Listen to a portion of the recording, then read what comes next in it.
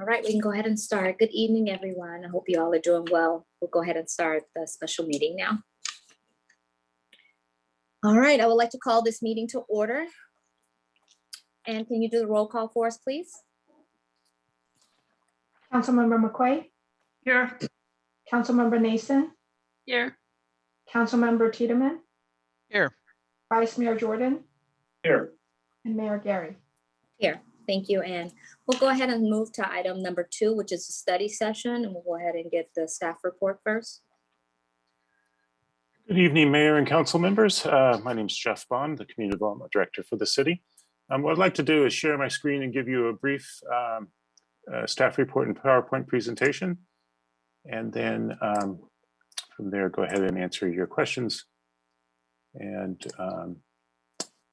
take direction from you. Let's see, there we go.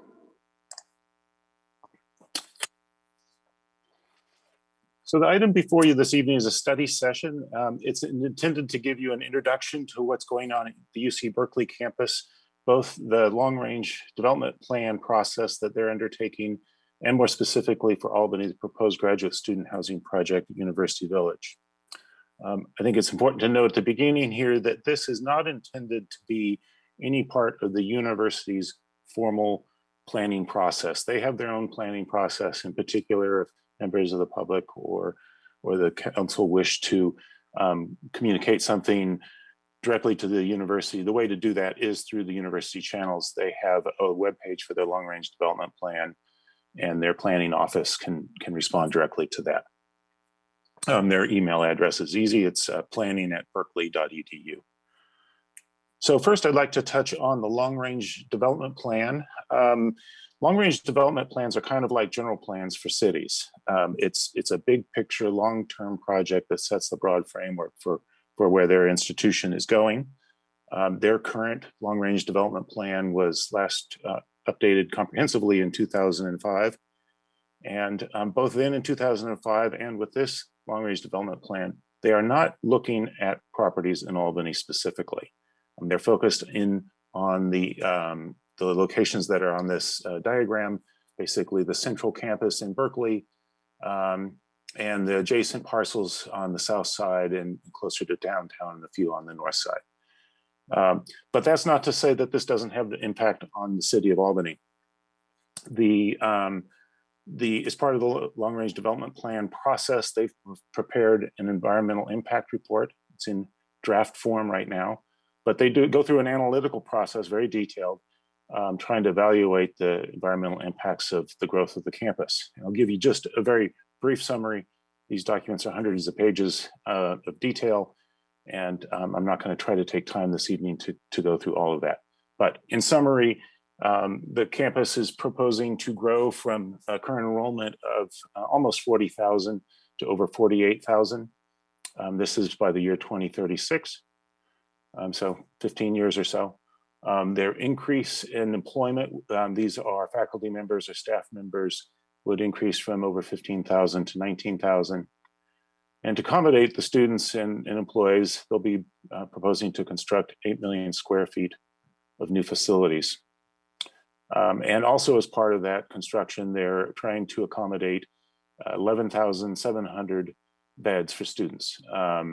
The Berkeley campus in particular has fewer campus provided housing opportunities per student compared to many other institutions of higher education. So what this means is for Albany, there's a direct impact and a notable one. The university in this environmental impact report has broken down the anticipated growth in different categories: undergraduate students, graduate students, faculty and staff, and so forth, and then made an estimate of distributing that throughout the region. And Albany's share of that is about 4%. You can see these numbers where the third city listed there and highlighted. So this is the anticipated population after they build more student housing beds. So actually in our case, the number of undergraduate students that would be expected to live in Albany, for example, actually drops. Number of graduate students increases a little bit. And then the number of faculty and staff increase over 300. The total net change goes is over 300 new university affiliated people and their families. So if the city grows by 1,000 people maybe, or that could be a significant amount of growth for the city of Albany. The main thing with the long-range development plan that I would recommend for the council to be aware of, and that we would be communicating to the campus in a correspondence to their response to their draft EIR, is that we think it's important that whatever measures they put in place in Berkeley in terms of environmental mitigations that are in the EIR, they also be applied to Albany, of course, as specific, as applicable. There may be some types of facilities that aren't applicable here in Albany. We don't have classroom facilities, or the types of research that they might be doing at the Gill track are different than other things that they'll be doing on the central campus. But nonetheless, we think those measures should apply to Albany as well. And then there are some technical corrections that we'll want to make sure that they're just some math errors that were in their analysis of Albany that in themselves are not a big deal, but we want to make sure that the record is accurate. I apologize for my barking dogs in the background. With respect to the University Village graduate student housing proposal, hang on one second, let me just close my door here.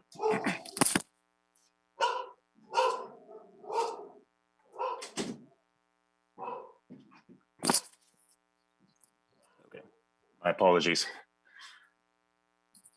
With respect to the Albany Village Graduate Student Housing Project, the university is proposing to build a facility through a partnership with a developer that specializes in student housing on the site that's indicated in this diagram, this aerial photograph. It's at the corner of Jackson and Monroe, just to the west of the Sprouts store and just to the north of the University Village Community Center.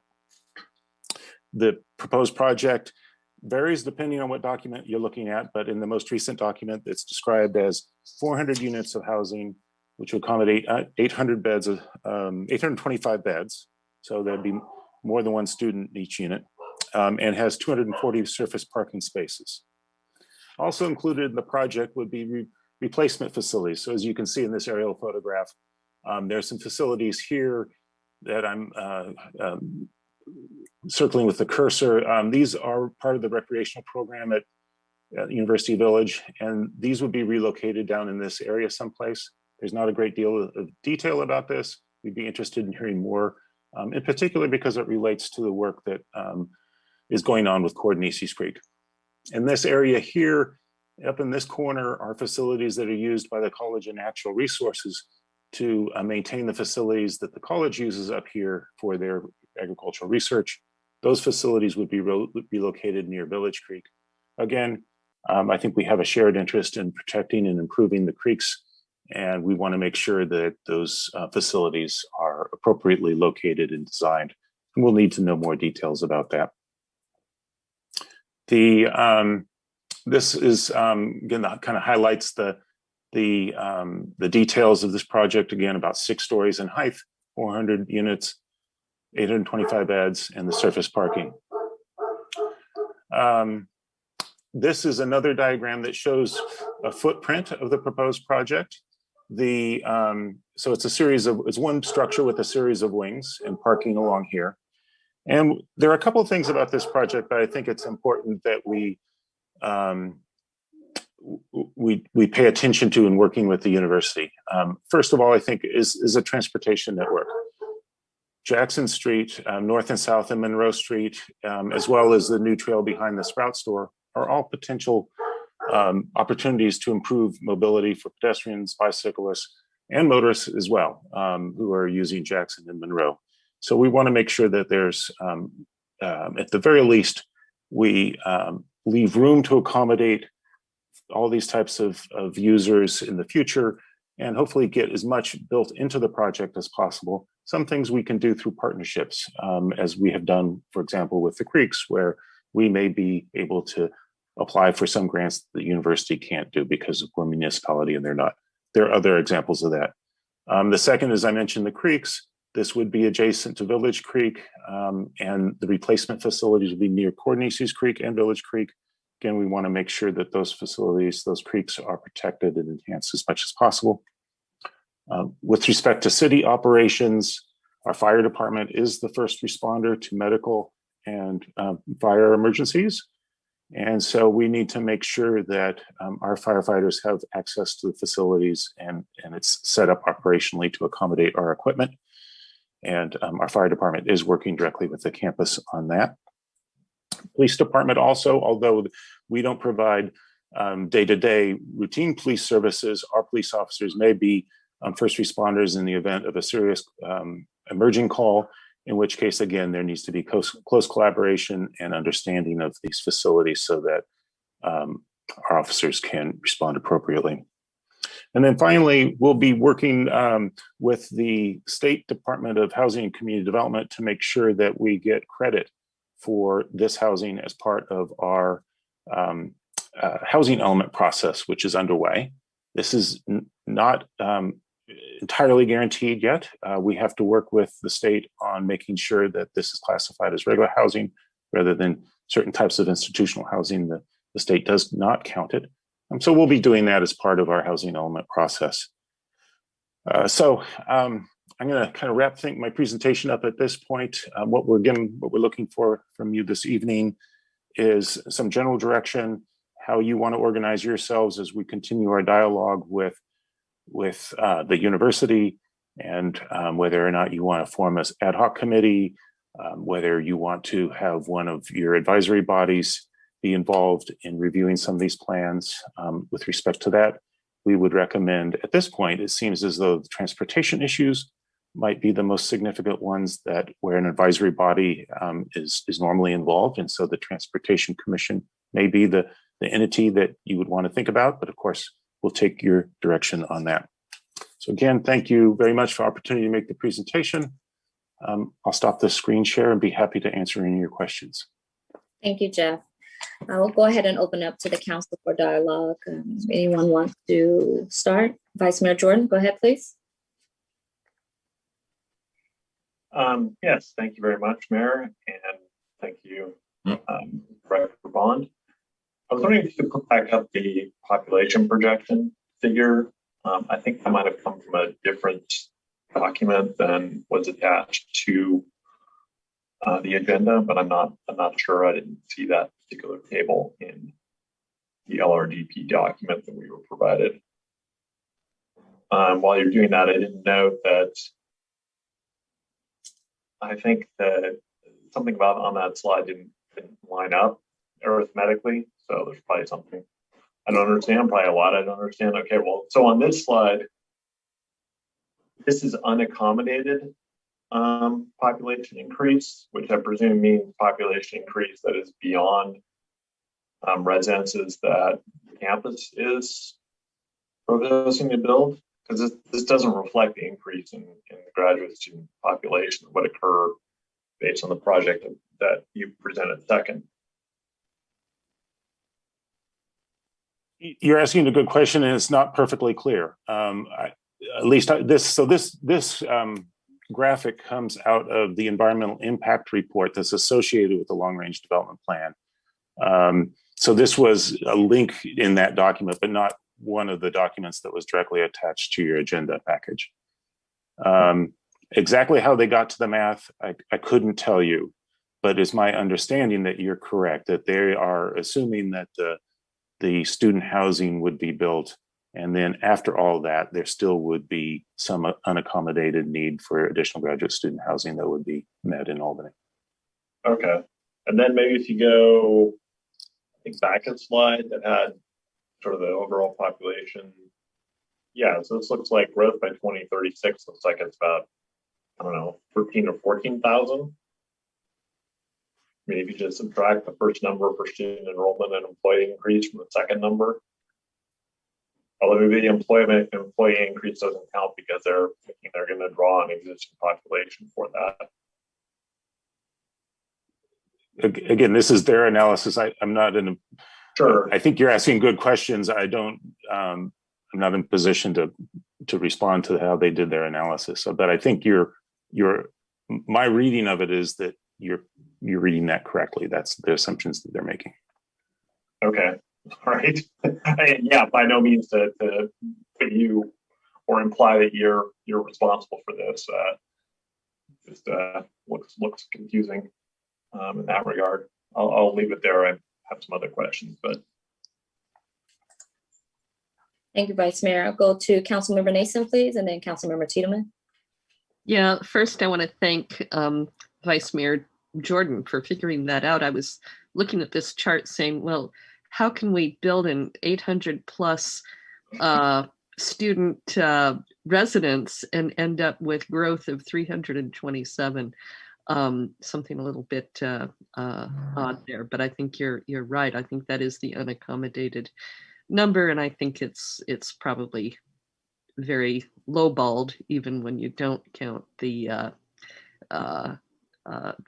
housing that they're proposing to build.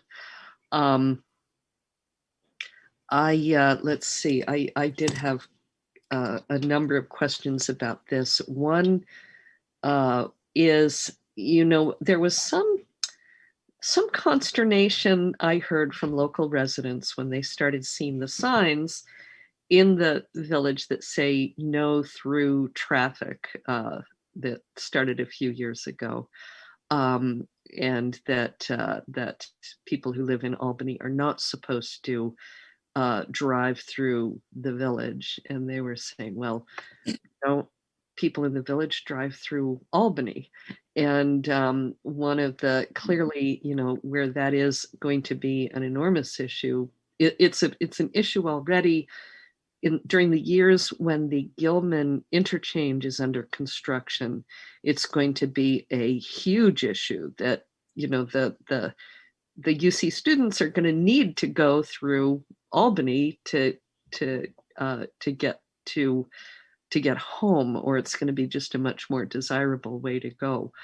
And I'm curious, what is the thinking on either side of the line, in particular on Jackson Street, where kids are going to be very vulnerable to heavy traffic along there? Is that will there still be signs saying no through traffic? Will there be any other measures to reduce traffic on Jackson Street? There has not been any detailed discussion about that. I think there is probably a shared interest, at least in some form of traffic calming and safety improvements. But in terms of restricting through traffic, I have not heard the university talk about that. And I think your comments about Gilman Street, Gilman Interchange project interacting with this are really well taken, and something that I hadn't thought of, that we do need to take that into serious consideration, because Caltrans could very well be detouring traffic in all sorts of different directions that would create some issues. Yeah, I suspect so. I think we're going to need our transportation committee to take a very close look at what is going on Jackson Street, because if we don't manage that very carefully, it's going to be a very dangerous intersection, even with the crossing guards. I've heard crossing guards talk about being afraid themselves, and I think it's going to be something we have to take very seriously. One other issue is the Berkeley. The UC contributes not an enormous amount of money, but several $100,000 a year to the city of Berkeley community through a grant program supporting the Berkeley schools and projects designed to advance health and education and community welfare in Berkeley. And I raised at one time the possibility of Albany being made eligible to, expanding that fund to allow Albany to apply for projects. And the response was that it would actually be better for Albany to request a fund of its own, that we should be seeking some kind of funding from the university. And we probably better not be talking about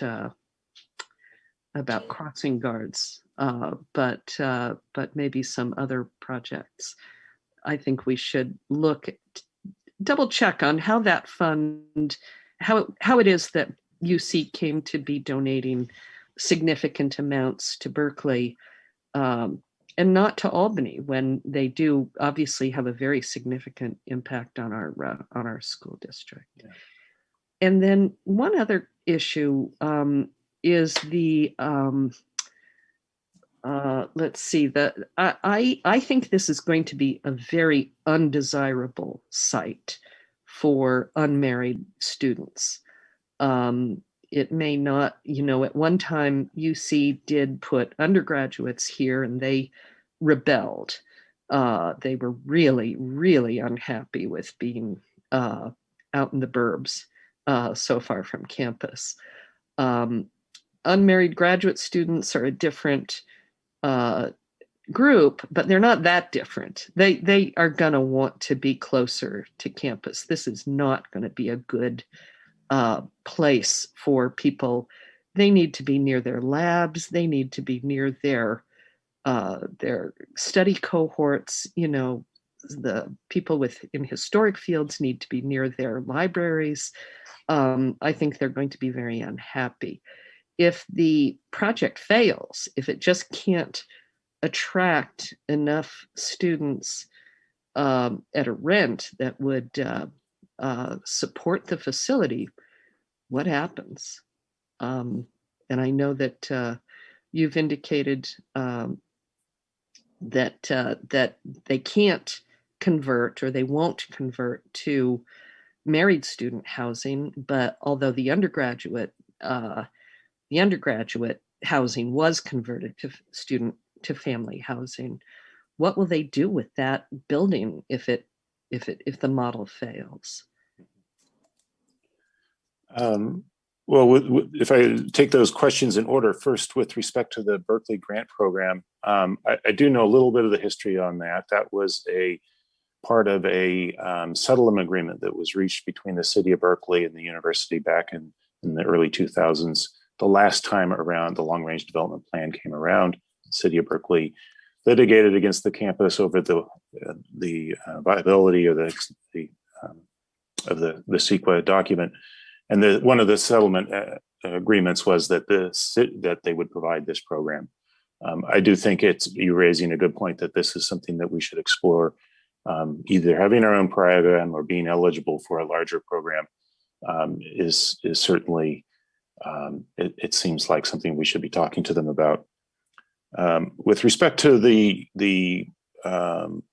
marketability and the potential for, if it's not successful as a graduate student housing project, what happens? First of all, I think there's a fair amount of market research that goes into the placement of these facilities. And so the university has a pretty good pulse on what the issues are for their students. And I don't think they would be pursuing this location if they didn't think they would be able to occupy it. American Campus Communities is the developer that will basically be taking the financial risk associated with that. And they're a large publicly traded real estate company. They're pretty shrewd about these things. So, they've got their read on the market. If it were to fail, I think they would, whether or not they would turn it into family housing, I don't know. I suspect they wouldn't want to compete against themselves. They have the bulk of the University Village today is for students with families, and if they have sufficient demand for both facilities, then great. But I don't think they would want to compete against themselves or have ACC compete against a campus owned and operated apartment complex. But from I think it's pretty likely that that this would be a successful project from everything that I've been hearing, based on my experience at the university years and years ago, there's a severe under availability of housing for students right now. And with the campus growing, it's only going to get worse. All right, thank you, Councilmember Nason. Councilmember Tiedemann, did you have your hand up? I didn't, but I have some questions. Okay, go ahead. Sorry. So first of all, Jeff, I'm just curious what your personal main thoughts are or issues with the proposed project are, or what do you see as the biggest things that you would like to fix if you could? The biggest thing is to, and maybe the easiest thing is just place the building far enough back from Jackson and Monroe so that we have some room to work with whatever we need room to work with. So whether it's bicycle facilities or pedestrian facilities or a bus stop or parking or some sort of green infrastructure, whatever it is that we might want to do, even if we don't have money to do it for today, if we have the space to do it, we can go after grants, we can figure it out in the future. So that space around the street, I think, is very important. Mm-hmm. And then the second thing is the creeks. I do think that they're kind of hidden gems, and we should try to take advantage of that and not try and treat them as the back of the building, but maybe the side, if not the front of the building sometimes. And then last but not least, the city as an organization needs to do our part to be able to deliver services, particularly for our fire department. They're going to be going here quite a bit. And they need to be able to have access to provide the medical care or the emergency response there. So making sure that we can do our jobs efficiently, particularly the fire department can do their job, I think is going to be really important too.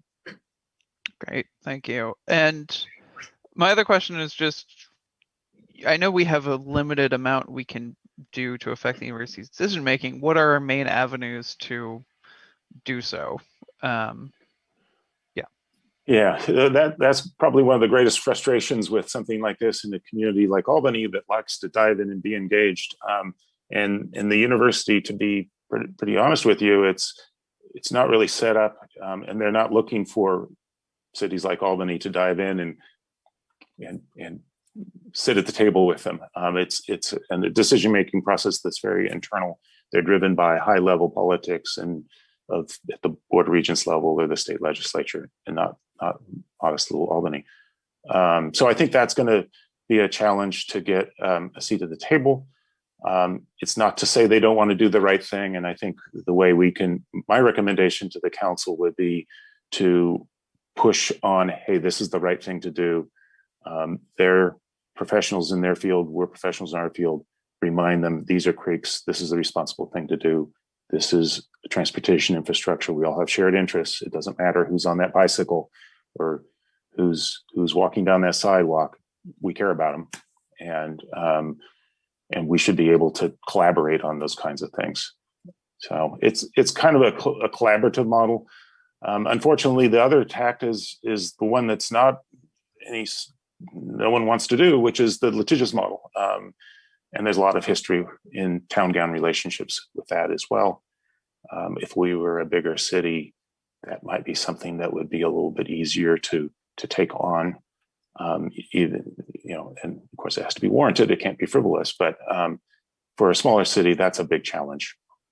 And the city attorney, of course, is the better person to speak to the legal issues about that. But having been through it, it's a ton of work and expense. Thank you. All right, Councilmember McQuaid, go ahead, please.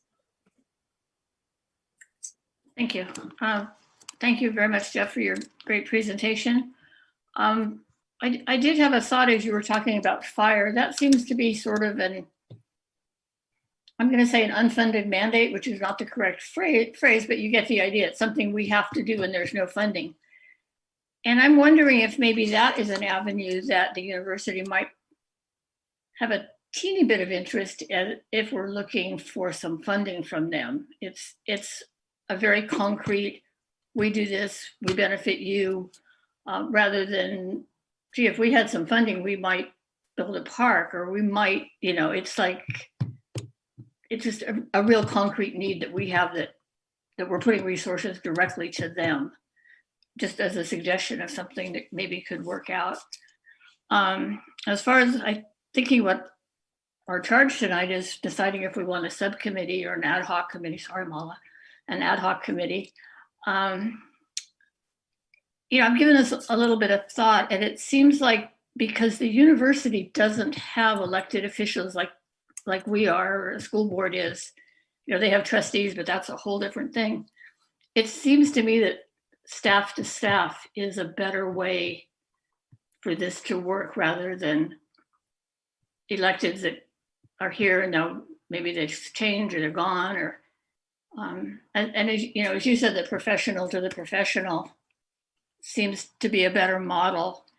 I do think the transportation piece is really important, and having both our transportation consultant involved and probably our transportation commission makes some sense too. And if they have recommendations that the council needs to act on or direct, that makes some sense. But I would suggest that we don't do an ad hoc committee, but leave it to staff at this point. Thank you, Councilmember McQuaid. Anyone else? Councilmember Nason, go ahead, please. Yeah, in response to that, I would say I thought, Councilmember McQuaid, we had a productive meeting with David Ackerley. A couple of good things came out of that. The Dean of the College of Natural Resources, and I think he would be an ideal person to engage on the creeks question. And he will have an important role in this, as I understand it. So I think that and ad hoc committees are supposed to be temporary. I think it might, as we learned, I think it might be positive. I'm more concerned, to be quite honest, it sounds, I guess I'll be blunt here. Although, hey, this is collaborative, let's sit down and talk, sounds really good.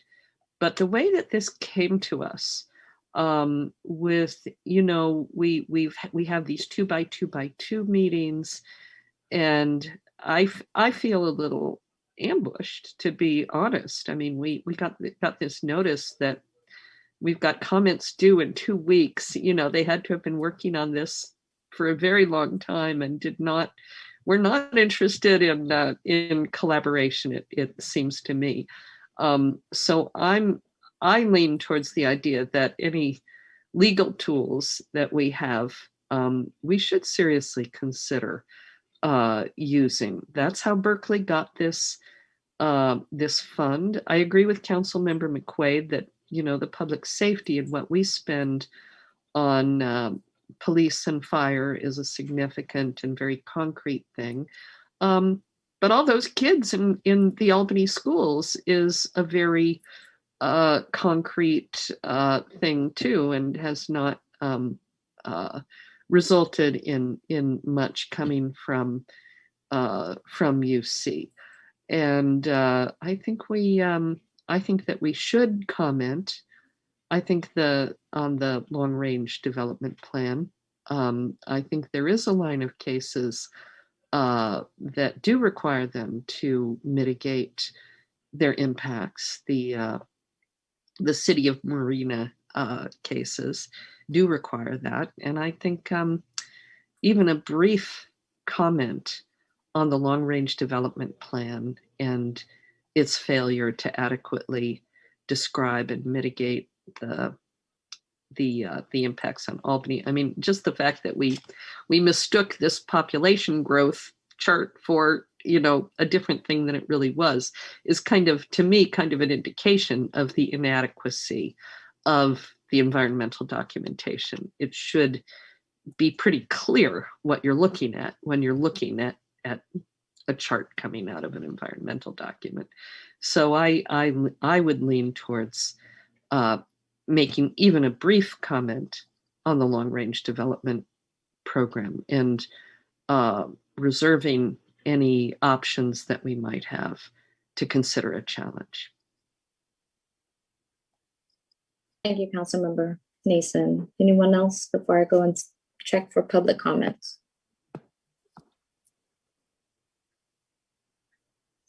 All right, there's no public comments, no hand raised at this time. All right, well, I'll bring it back to council. Vice Mayor Jordan, go ahead, please. You're on mute. Mayor, there's a member of the public that just raised his hand. Okay, so Vice Mayor Jordan, can you hold please while we take this comment? Thank you. Go ahead, please, Ann. Hi, Nick Loach here. Sorry, I couldn't find my button fast enough. But I appreciate Councilmember Nason's comments on this. I think that it's worthwhile looking at cases from other cities, what they've asked UC or other state entities to do in these situations, and to consider not strong-arming UC, but bringing to their attention that in other cases that they have been asked and they have given mitigation to the cities in cases where they've expanded their presence and et cetera. So it might be worth a legal search or just, it might be worth Marla's office looking into this a bit and to give you all more information. Thank you. Thank you for your comment.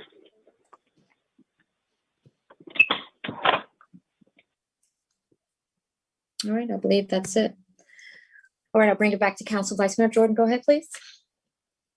Yeah, the document for this project, supplemental draft EIR, as I understand it, it said the UCB has a policy of no fossil fuel use being built into buildings that are built after 2019. But then in the utilities analysis section, it says that PG&E would be providing natural gas to the site. So that seems inconsistent and worth following up on. I do agree with the staff suggestion of referring the transportation aspects of this to the Transportation Commission as a lead. And I'll leave it there for the rest. Okay.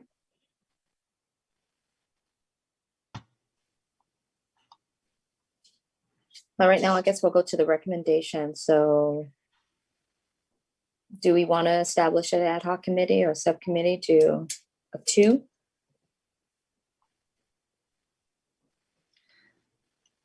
Councilmember Nason?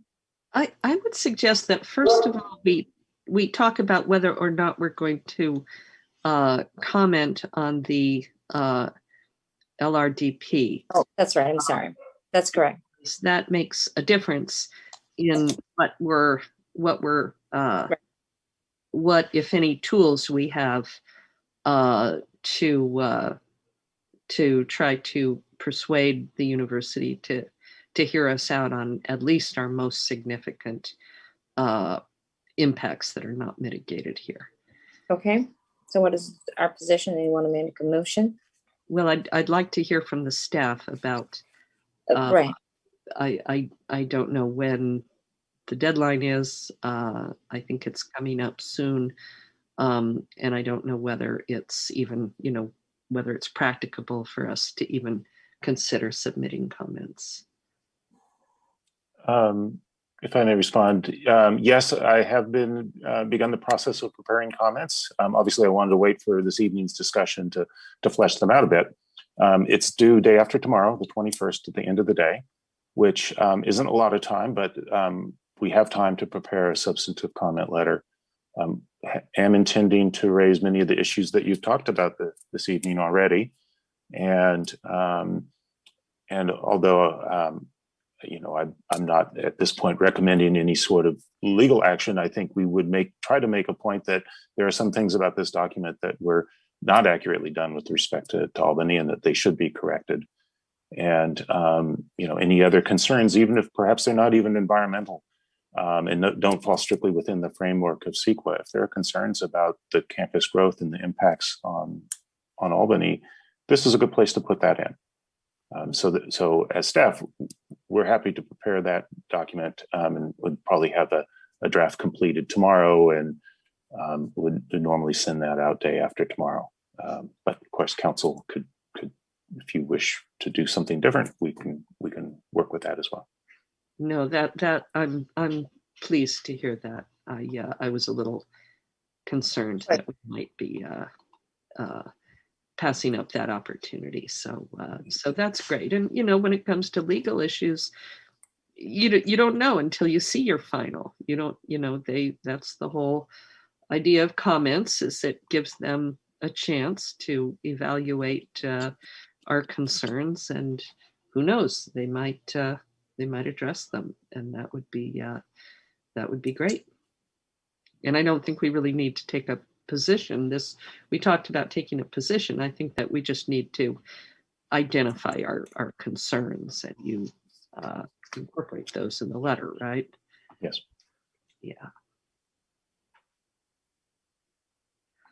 And the same with the graduate student housing project. You've already submitted comments on that, and I guess do we get responses to comments on a comment on an addendum? No, in fact, they're legally, a comment period is not even mandated. So they went ahead and provided, I think it was 14 days or maybe 21 days. And we responded within that time period, but that document is finished, and presumably when the Board of Regents or the university president, whoever is the final decision-making authority, will certify that addendum when they make their final decision on that project.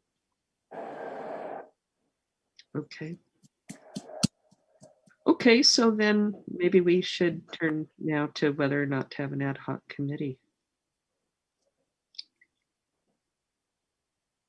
And I guess I would see the ad hoc committee probably asking to meet with Dean Ackerley about the creek, and with whoever is the appropriate influencers about our other issues, in particular transportation and energy. Okay. Vice Mayor Jordan? I'll second that. It's the motion. That was a motion. Was that a motion, Councilmember? Yep, that's a motion. Let's call that a motion. Okay. Do you want to repeat it so we know that it's a motion? Yes, Thank you. I'll move that that the council form an ad hoc committee to discuss with appropriate authorities at the university any concerns that are not better handled at the staff level. Okay. If that All right. makes sense. Yes, it does. Vice Mayor Jordan, you second? Yes, thank you. All right. We'll go ahead and do a roll call, Ed. Councilmember McQuaid, Yes. Councilmember Nason, Yes. Councilmember Tiedemann, Yes. Mayor Gary, Yes. Vice Mayor Jordan. Yes. Motion carried. Thank you, Ann.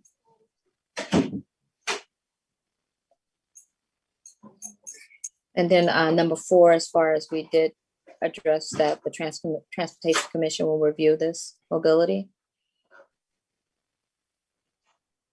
Yes, Vice Mayor. Would staff like a motion on that, or is it sent to the council decision? I think in this case, a sense of the council would be appropriate, but it's up to the mayor or the city manager to. Vice Mayor Jordan, you want to go ahead and? Sure, I'll make a motion that the Transportation Commission be the lead advisory body for consideration of the planned new graduate student residences among advisory bodies in the city. I'll second that. And then we'll go for a roll call. Before Oh, we vote, Go can I ahead. just ask one thing?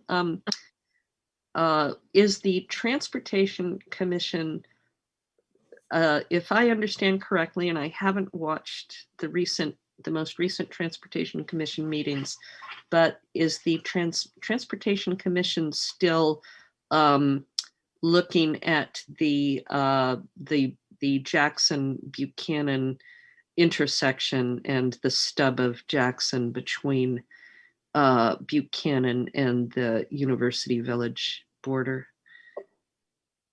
Okay. Yes, the school district made a proposal. The commission had a number of significant comments on that, and we're awaiting something from the school district to bring back to the commission. Okay, good. I just feel like these two projects, which are two of the biggest projects that we've had here in Albany, and it's kind of frustrating not to be able to have more council input into them. But it would be nice if somebody is looking at their impacts together and the interplay between them. Thank you.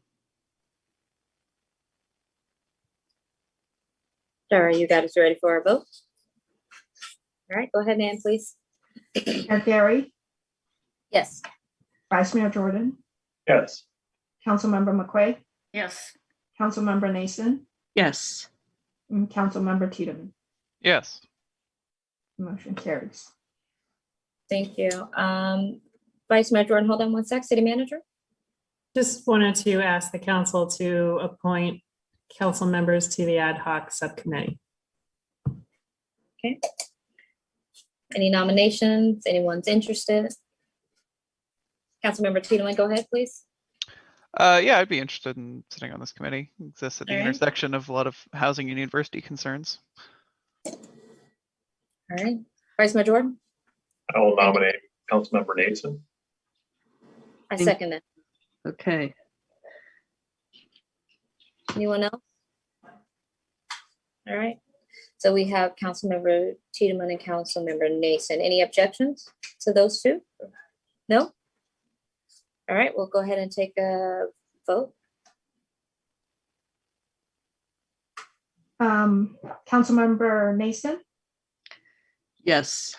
Councilmember Tiedemann, Yes. Mayor Gary, Yes. Vice Mayor Jordan, Yes. and Councilmember McQuaid. Yes. All right. All right, Councilmember Tiedemann, Councilmember Nason, you're the committee. Represents us well. Well, All right. I hope that ahead. we can engage Vice Mayor Jordan's transportation and energy knowledge for those aspects of the issue. But I guess the Transportation Committee will be very engaged on the transportation side. But I would hope that Vice Mayor Jordan is engaged on the energy side.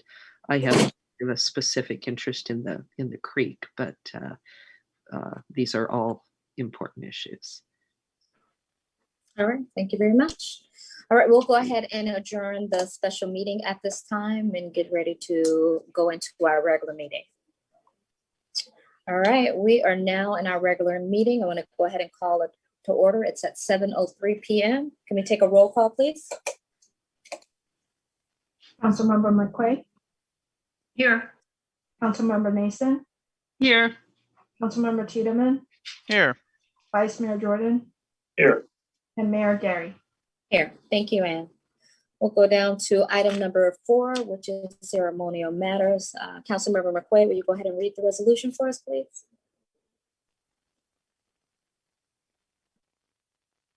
Thank you. I'm gonna have to pull it up on my screen, which is now frozen. There we go. Sorry, I didn't know I was doing this.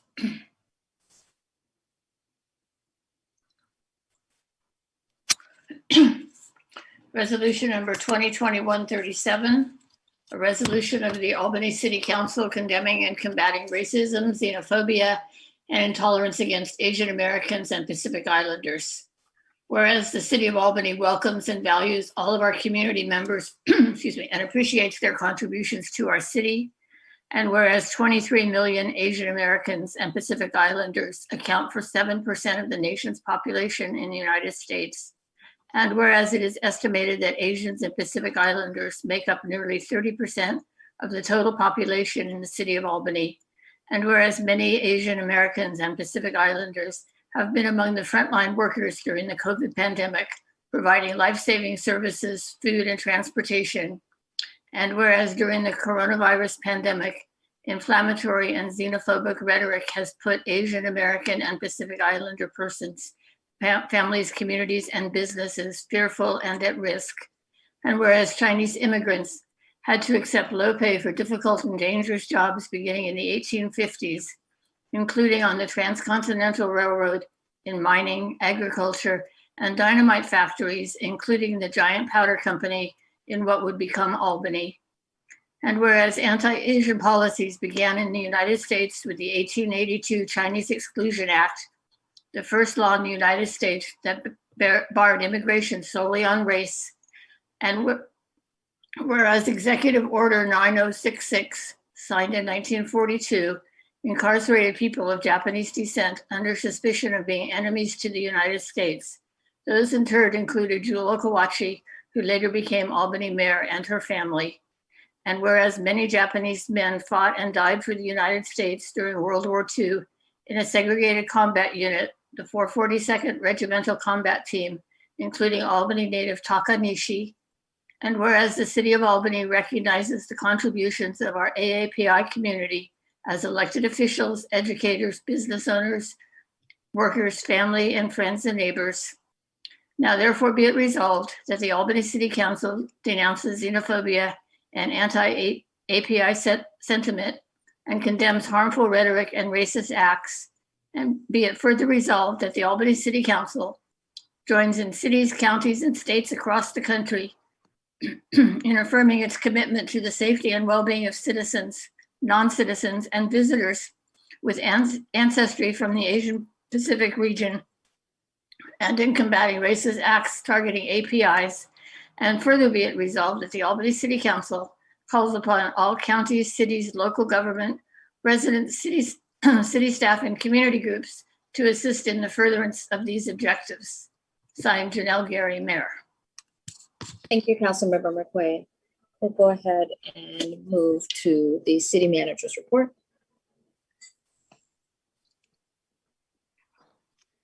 Thank you, Mayor, members of the council. Let's get my report pulled up.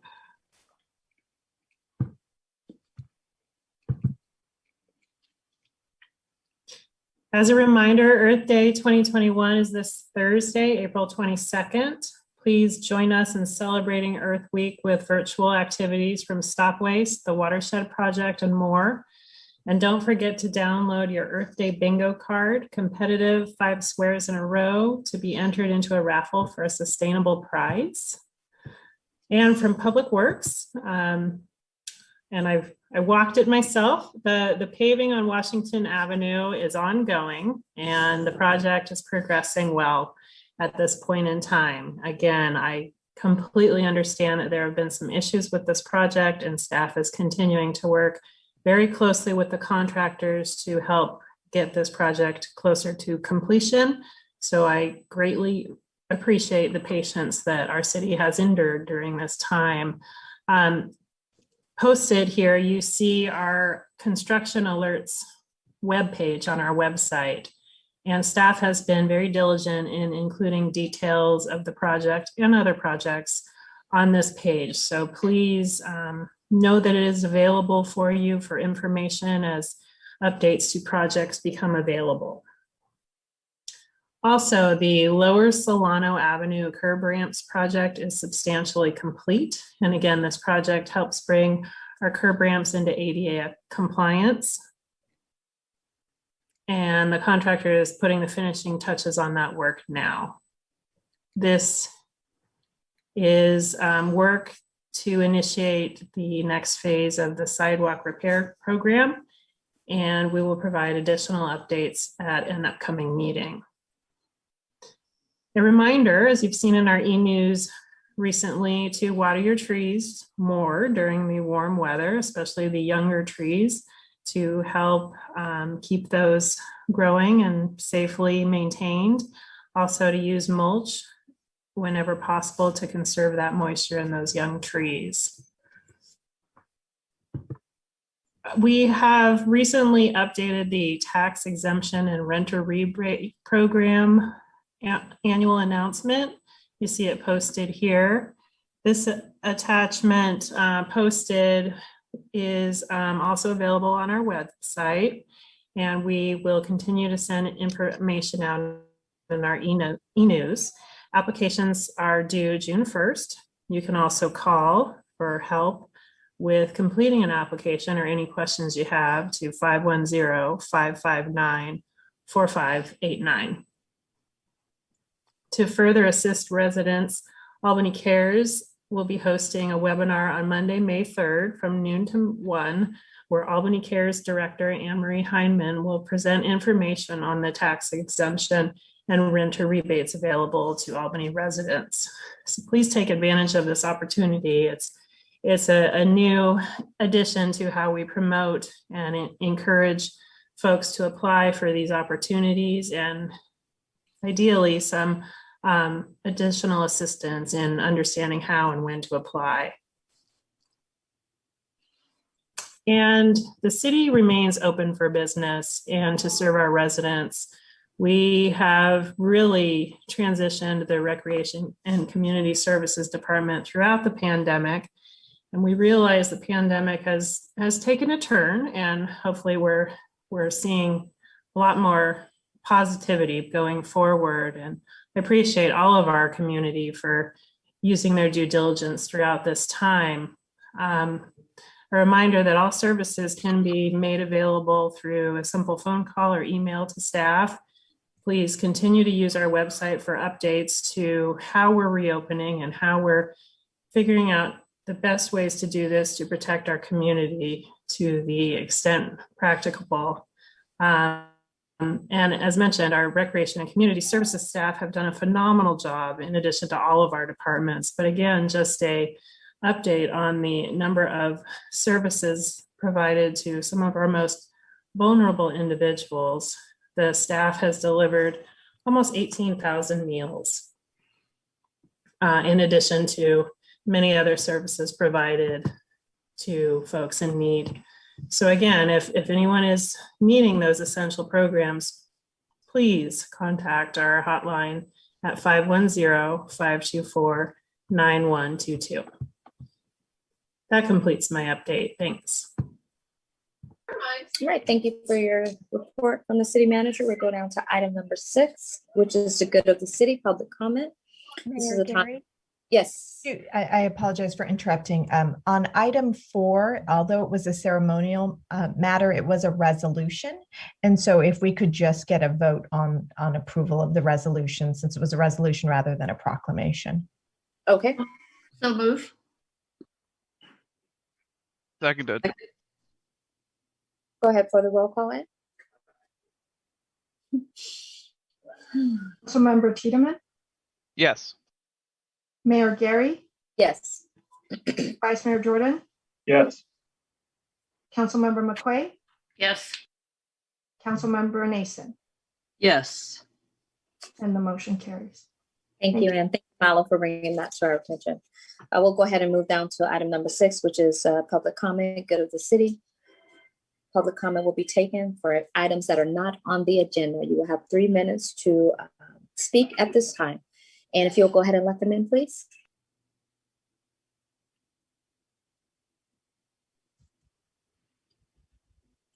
Hi, good evening. My name is Jeremiah. I was just wondering if the city of Albany was going to get around to implementing some sort of school zone, some sort of reduced speed around schools regarding the municipal code book.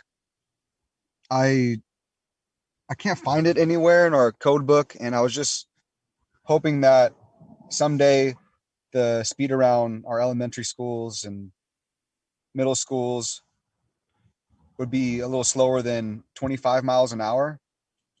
just for safety, it might be a good idea. I wish, I wish all kids knew how to cross the street safely and, didn't want to chase a ball that is rolling out in the middle of the street.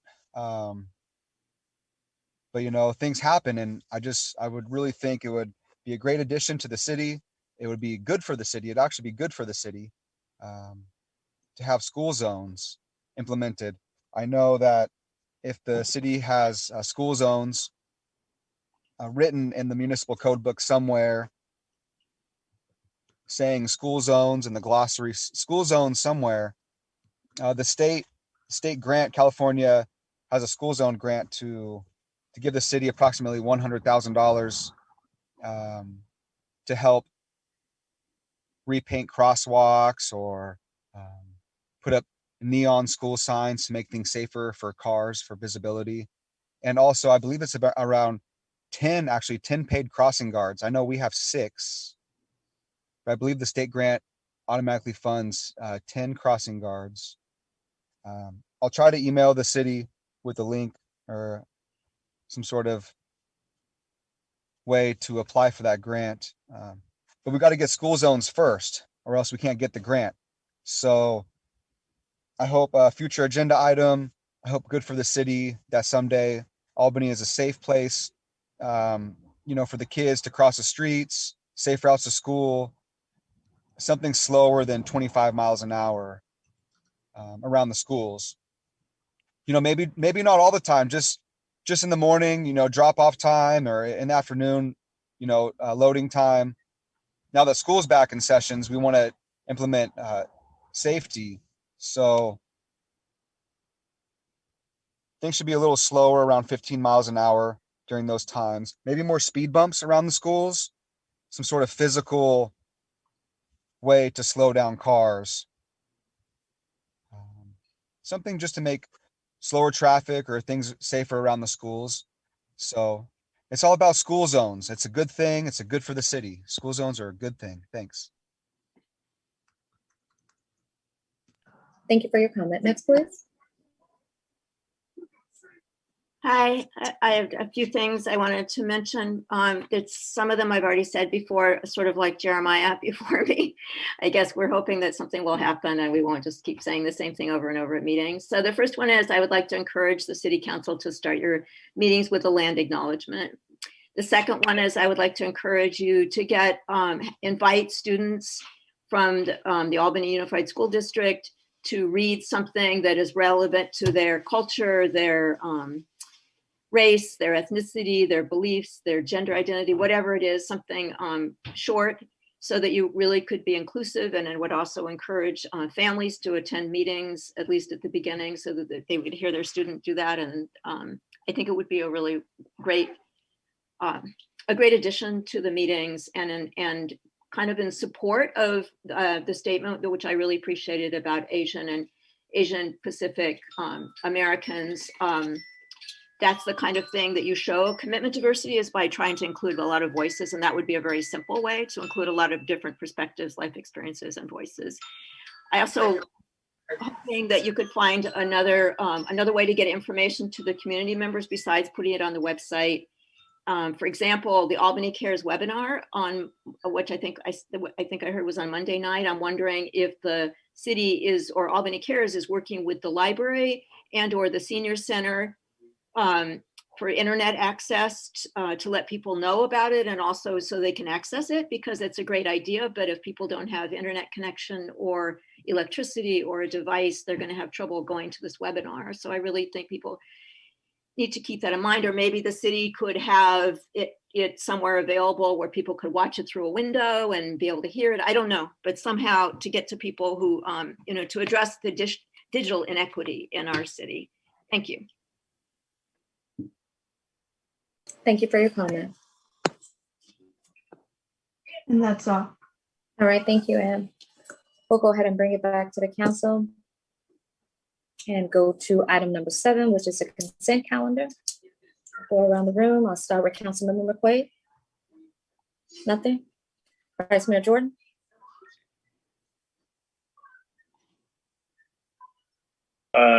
Yes.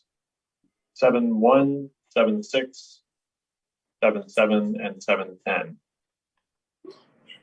Please, thank you. Thank you. Councilmember Tiedemann? No. And Councilmember Nason? Mine have been listed. Mine as well. Thank you. We'll go ahead and go to the public, see if there's any. Doesn't appear to be. All right, we'll start with you, Vice Mayor, with 7.1. Thank you very much. Thank you, staff and the contractor for preparing the minutes. On item 11.1,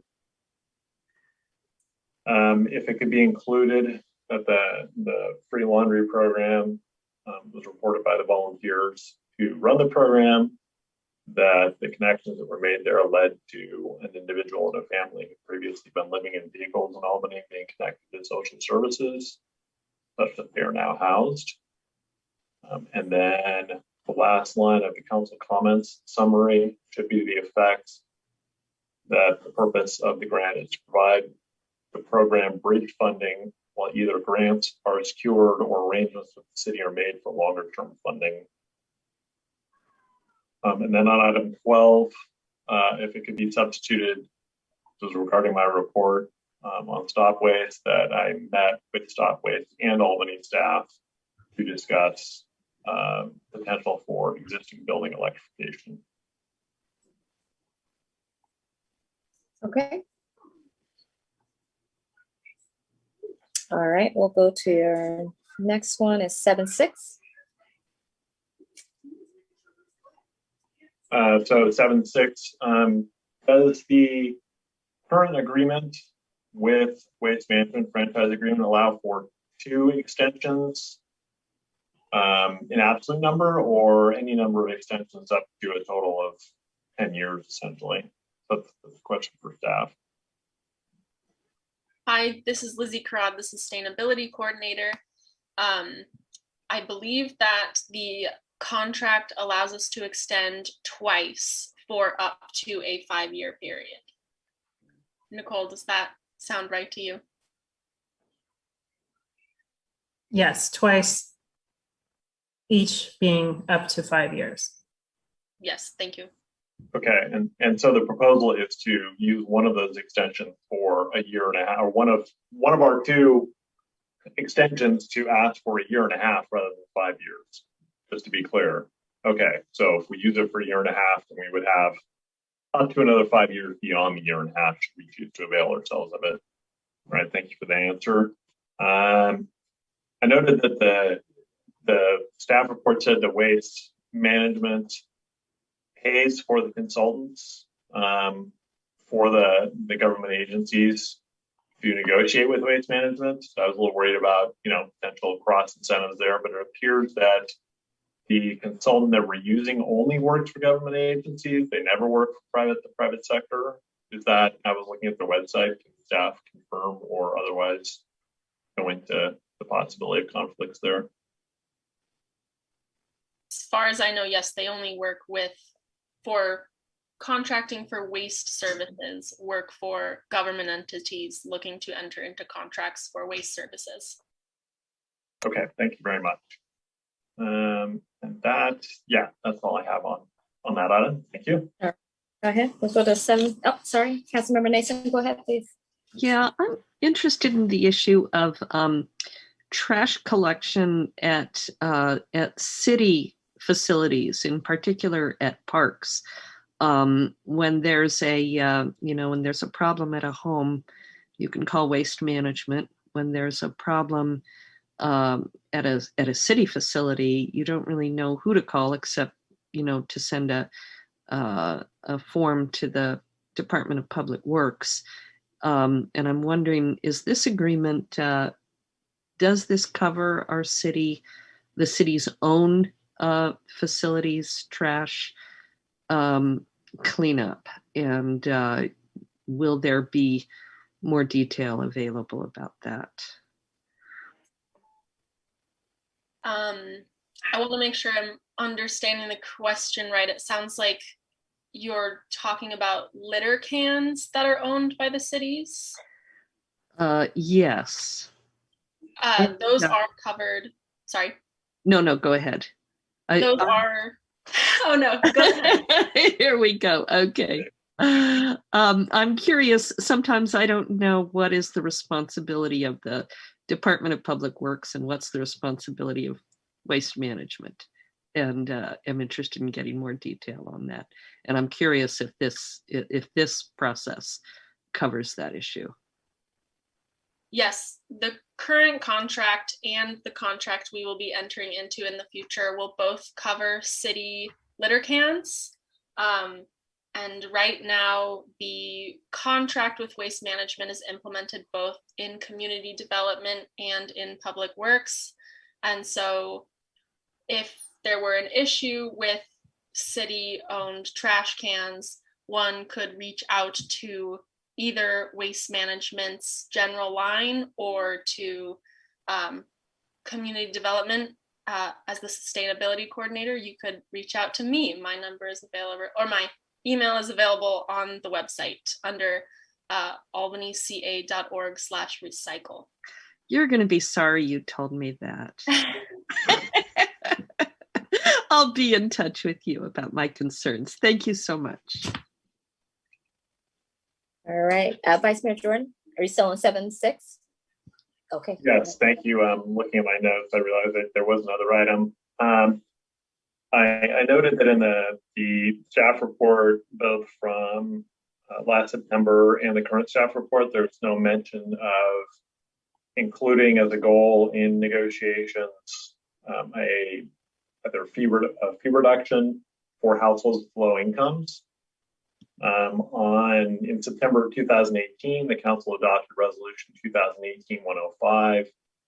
This specifically requires to consider a low income exemption for homeowners and rebate for renters as part of any future tax levied on real property and any franchise agreement. So I'm a little concerned that is not being included given that resolution. That resolution did specify for that language to be put into the council's policy manual, and I don't see it in there. So that might be part of the reason. So I think there's a few actions that need to be taken there to align with and implement that resolution. Thanks.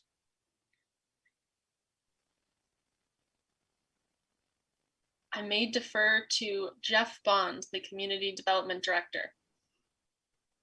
Yes, good evening again. This is just a status report. We have heard the council's discussion of these items in the past, and we are taking that into consideration as we move forward. What this extension period basically extends the existing agreement while we work out the details of the future agreement. So there will be future work sessions and future substantive opportunities for the council to weigh in on the details of hopefully a future agreement.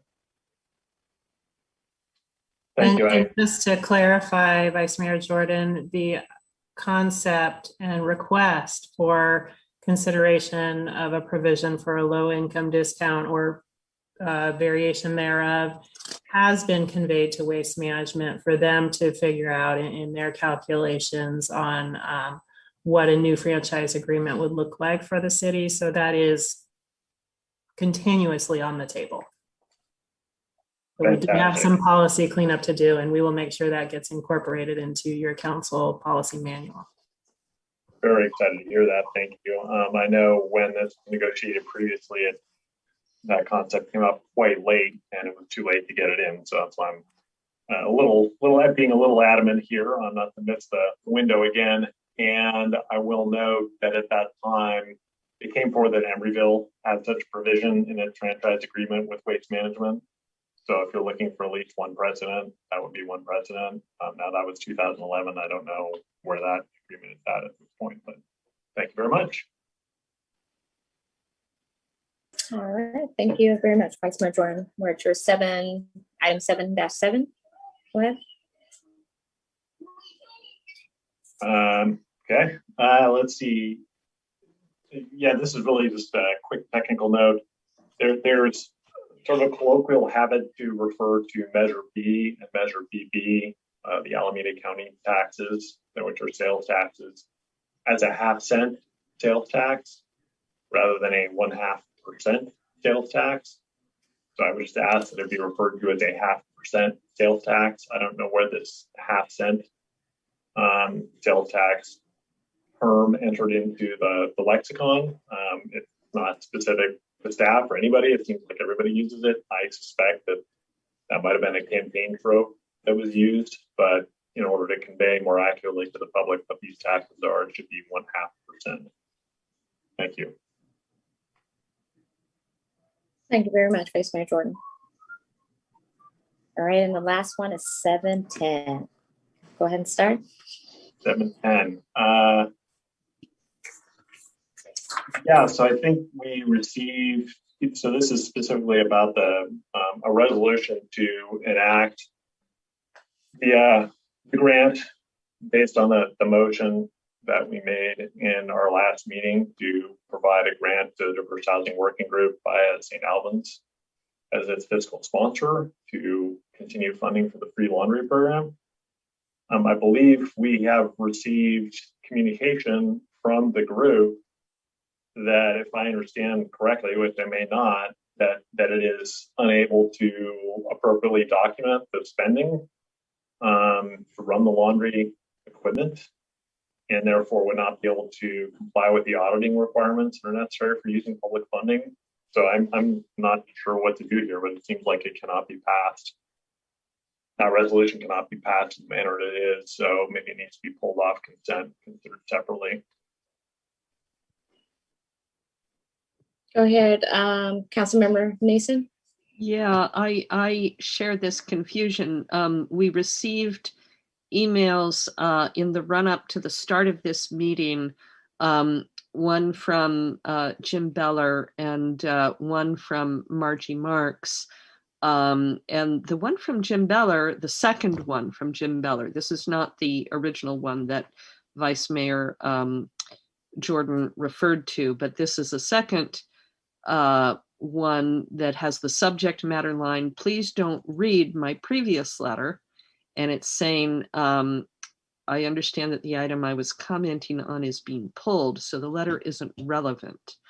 And when he says it's being pulled, I don't know if he's talking about it being pulled off consent. It sounds like he thinks it's being pulled from council consideration, which seems not to be the case.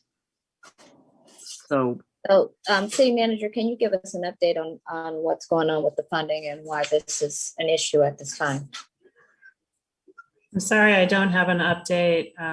Mayor Gary, I think this item came from you originally. I'm not sure. We haven't had direct communication with the folks doing the laundry program except what came in today. The agreement you have before you has been drafted in coordination with staff and the city attorney's office. But that's the only information I have. Councilmember T, and then Vice Mayor Jordan and Councilmember Nixon. Just pointing out that I believe we have at least one hand up from someone involved in the running of the Diverse Housing Work Group. So if we wanted to go to public comment and clear some of this up, that might help. That'll be great. So let's, we will bring in Margie Marks and then we'll have Margie go ahead and explain, and then we'll go to Jeremiah after that, and then we'll bring it back to the council. Go ahead, please. Hi, thank you, council members. Our problem is not verifying how we spend the money. We're working out a way to do that would meet everyone's need. The problem is that the way that the wording is, it said uses the funds solely for the purpose of purchasing materials and supplies. What we really need the money for is for the washers and the dryers. So maybe it's just a matter of semantics. I didn't see that as a supply, but maybe you would see that. So it's for services really because most of the supplies we get donated. Members of the community members are donating laundry soap and fabric softener, those kinds of things that we use in the program. So it was the way that it was worded that it said that the money could be used solely for materials and supplies. So that's what hindered us, because we're not going to spend $4,000 worth of laundry soap. it's going into the machines. And we did find another laundromat close. It's in Albany. So the money would still be going back to the Albany community, but it takes a credit card. So, we would swipe a credit card and that would be a better accounting of the money for the public, for the city, and for the foundation, whoever's giving us the money. So, we found that, but our was only, and like I said, maybe it's a matter of semantics, but it said solely for the purpose of purchasing materials and supplies. So that's where we had where we were concerned that it wouldn't cover the services that we needed it to cover. I hope that explains it. I don't. Much more. So I guess now I need to figure out where did this language come from to the point where it's saying it's solely for materials and supplies. That's not what we agreed to. It was to fund the program as presented. That's reflected in the minutes from your last meeting. That was the motion made by Vice Mayor Jordan. Is that what you made, Vice Mayor Jordan, to only do it for materials? Because then we did it wrong. That was not my intent. I'd have to go back and look, but I think we can correct it here by amending. I think we need to correct this so it read properly to where the funds are being going. And then if the group has a way of collecting data to get the information for audit purposes, then I don't see what the holdup is, and this needs to move forward. So, Vice Mayor Jordan, do you want to make a motion to clean that up? Sorry. Hold on, sure. Vice Mayor Jordan. All right, Councilmember Nason, I apologize. I missed you. Yeah, I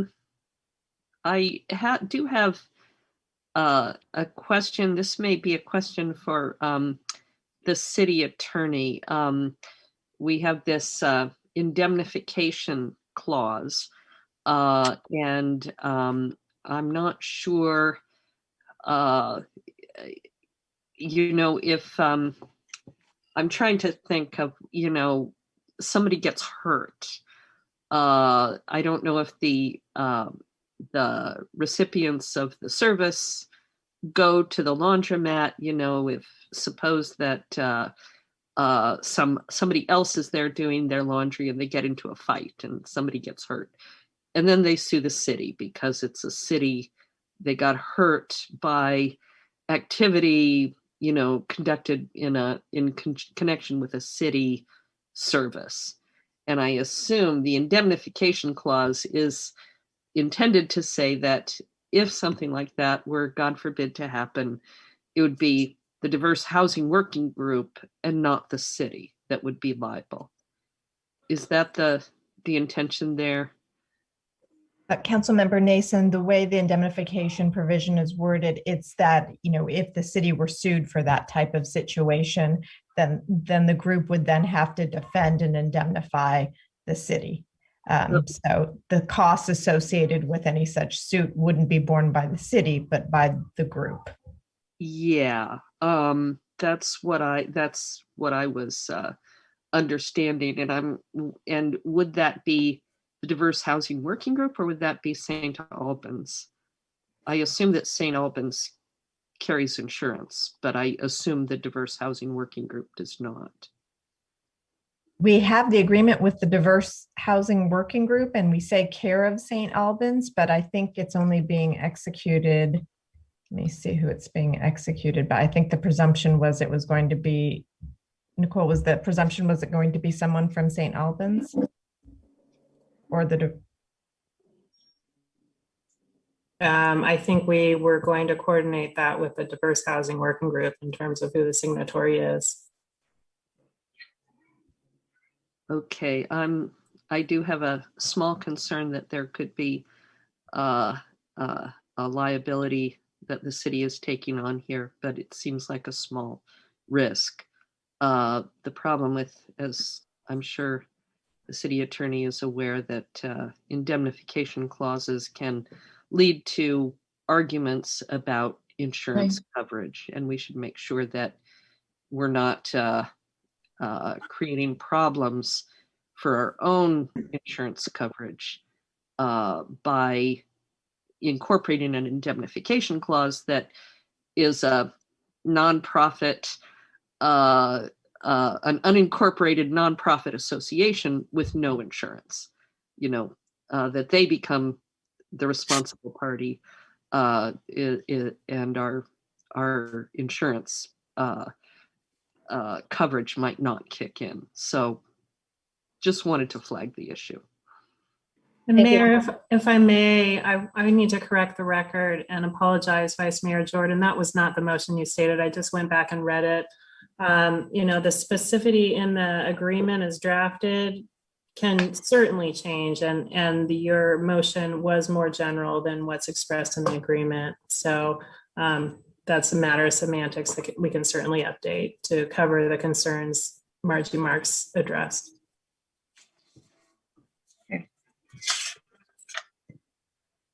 Thank you. I will note that if the member of the public.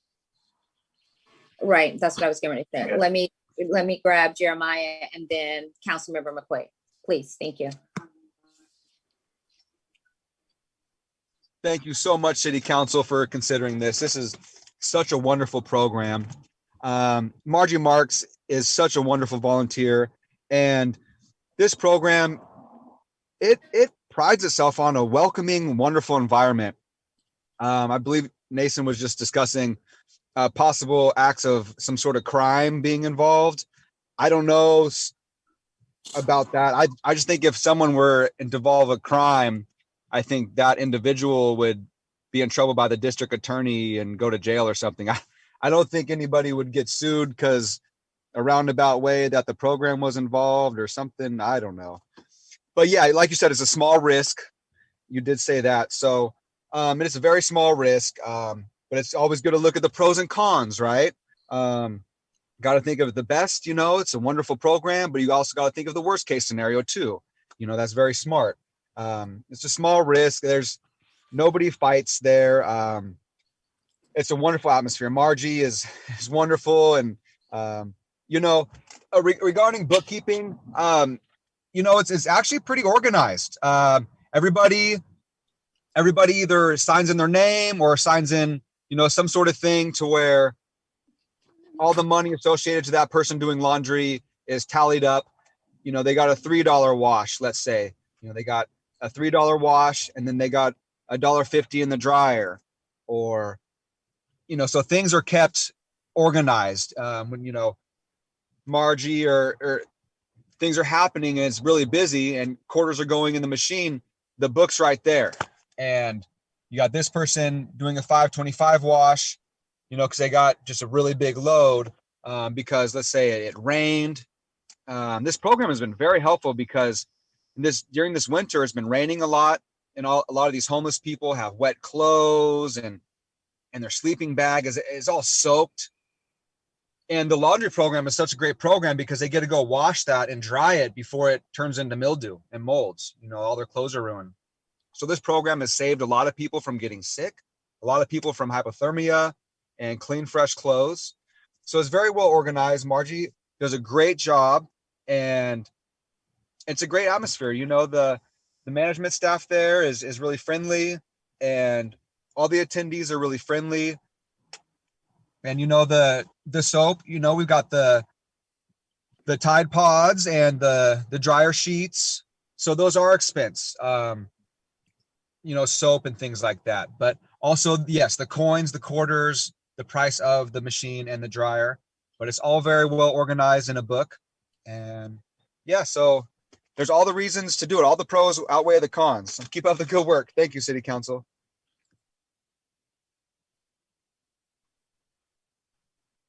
Thank you for your comment. I think we have another. Go ahead, please. I just had a question about this, the being responsible, legally responsible. So the Albany Community Foundation, if they give money to some organization, for instance, I think they've given money to the laundry program. So are they liable, or with the shower program, are they like? I mean, I'm not saying that they are or they aren't. I just trying to understand why sometimes somebody's liable and sometimes they're not. So that's it depends on where the money comes from. I guess it looks like Councilmember Nason knows the answer to this. That's good. Yeah, I think it's Thank you. It's something that we should understand. When one organization gives another a grant, it is not responsible, typically and generally. But when there is a fiscal sponsorship, the fiscally sponsoring entity does become legally responsible. So if someone were hurt, say, someone were hurt as a result of the operation of the program, then it would be St. Albans insurance that would be coming into play.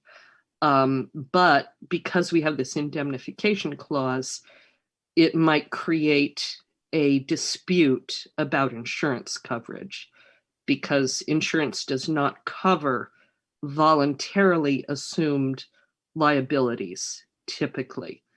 And again, these are only very general statements. Every situation is unique, but it's a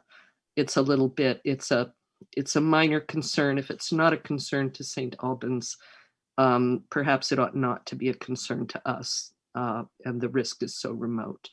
Personally, I prefer to leave these kinds of clauses out of contracts, but I'm willing to vote for it if it's what's recommended by staff.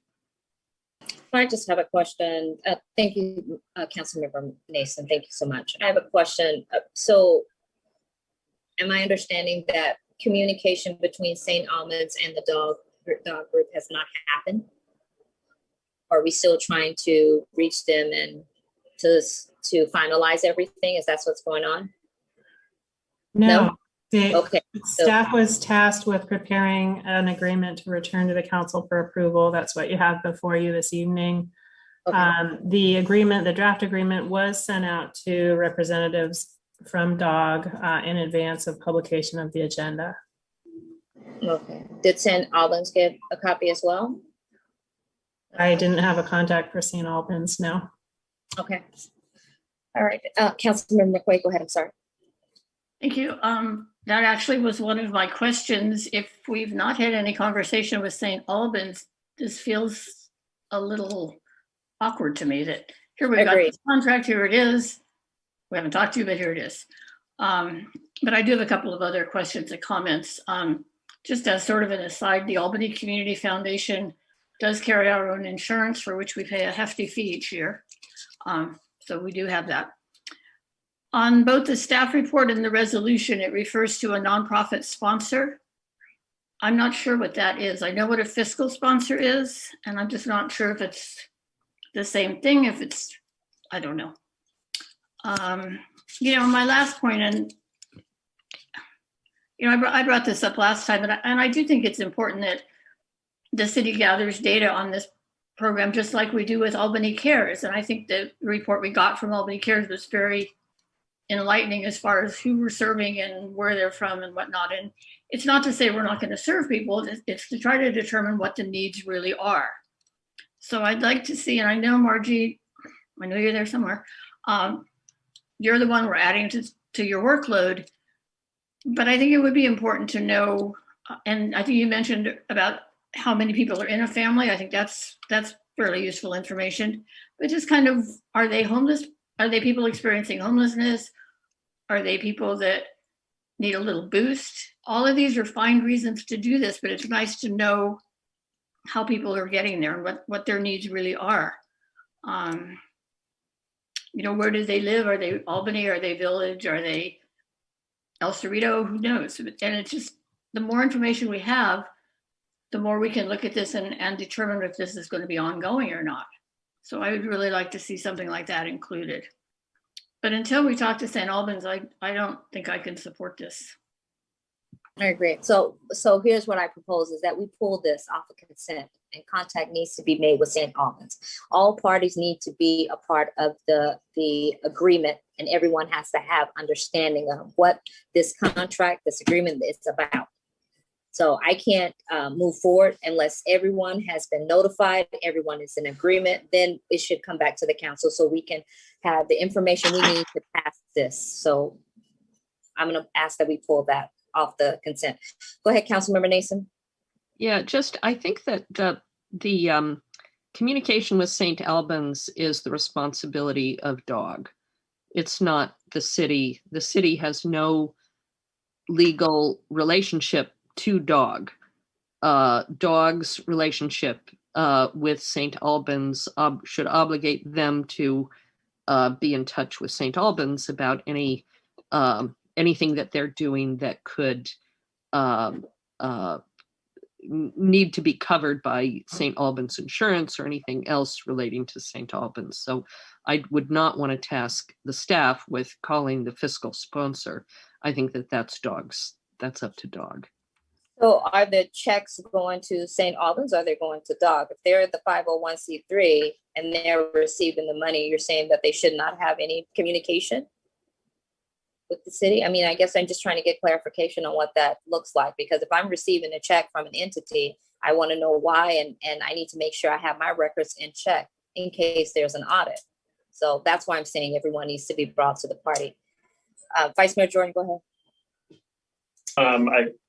I think perhaps interpret possibly incorrectly. The suggestion is that it not be upon staff to identify who they should be contacting at St. Albans, because staff doesn't know St. Albans, doesn't know who to contact there. That it would seem like if St. Albans is DHWD's fiscal sponsor, that DHWD could identify and connect staff with the appropriate person in St. Albans. Councilmember Nason.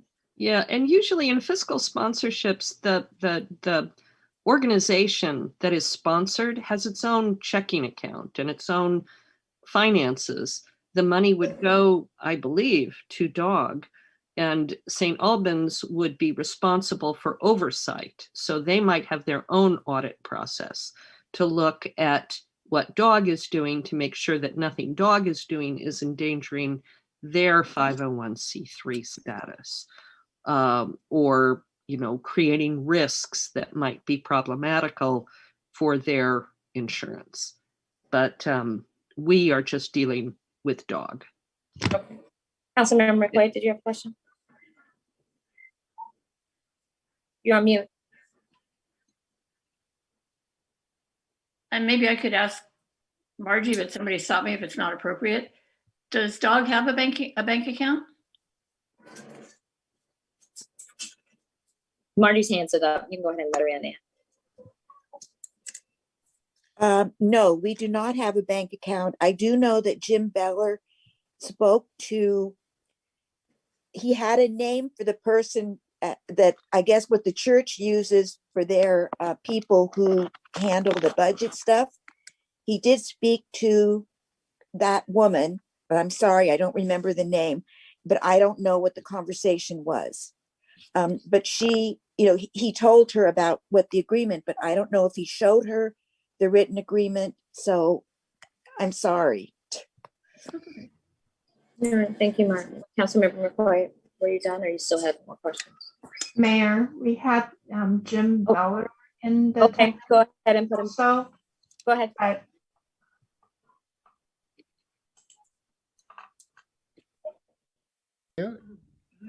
Go ahead. Hi, we spoke to Catherine Ann, the head of the vestry. The issue of insurance never came up. We can explore that. So our relationship with St. Albans is they're our fiscal agent. We don't have our own checking account. We turn all of our income over to them, and they reimburse us for our expenses. And they do review our expenses that they don't endanger the 501c3 status of the church. So I hope that answers your question. Vice Mayor Jordan. Yeah, I can offer by way of example that Albany Strolls and Rollers by East Bay, it's its fiscal sponsor. Strolls and Rollers does not have its own checking account. Texas Strolls and Rollers go to Bike East or forwarded to Bike East Bay, and it maintains those funds in its own account and under separate accounting. So that's another standard model. But I think what Mr. Beller just described really comports with the organization that I've been involved with. but it does suggest what Councilmember Nason suggests, which is that the city, when people write checks to Albany Strollers and Rollers, they don't know about the Bike East Bay part necessarily. So only the city could just write a check to the First Housing Working Group, and St. Albans as its fiscal sponsor would have a means to deposit that. But I do think it would be useful for the city to have a direct conversation with St. Albans about the insurance issue that's been raised. Okay. Thank you. Councilmember McQuaid, I'm sorry, were you done with your? Yeah, I was done, but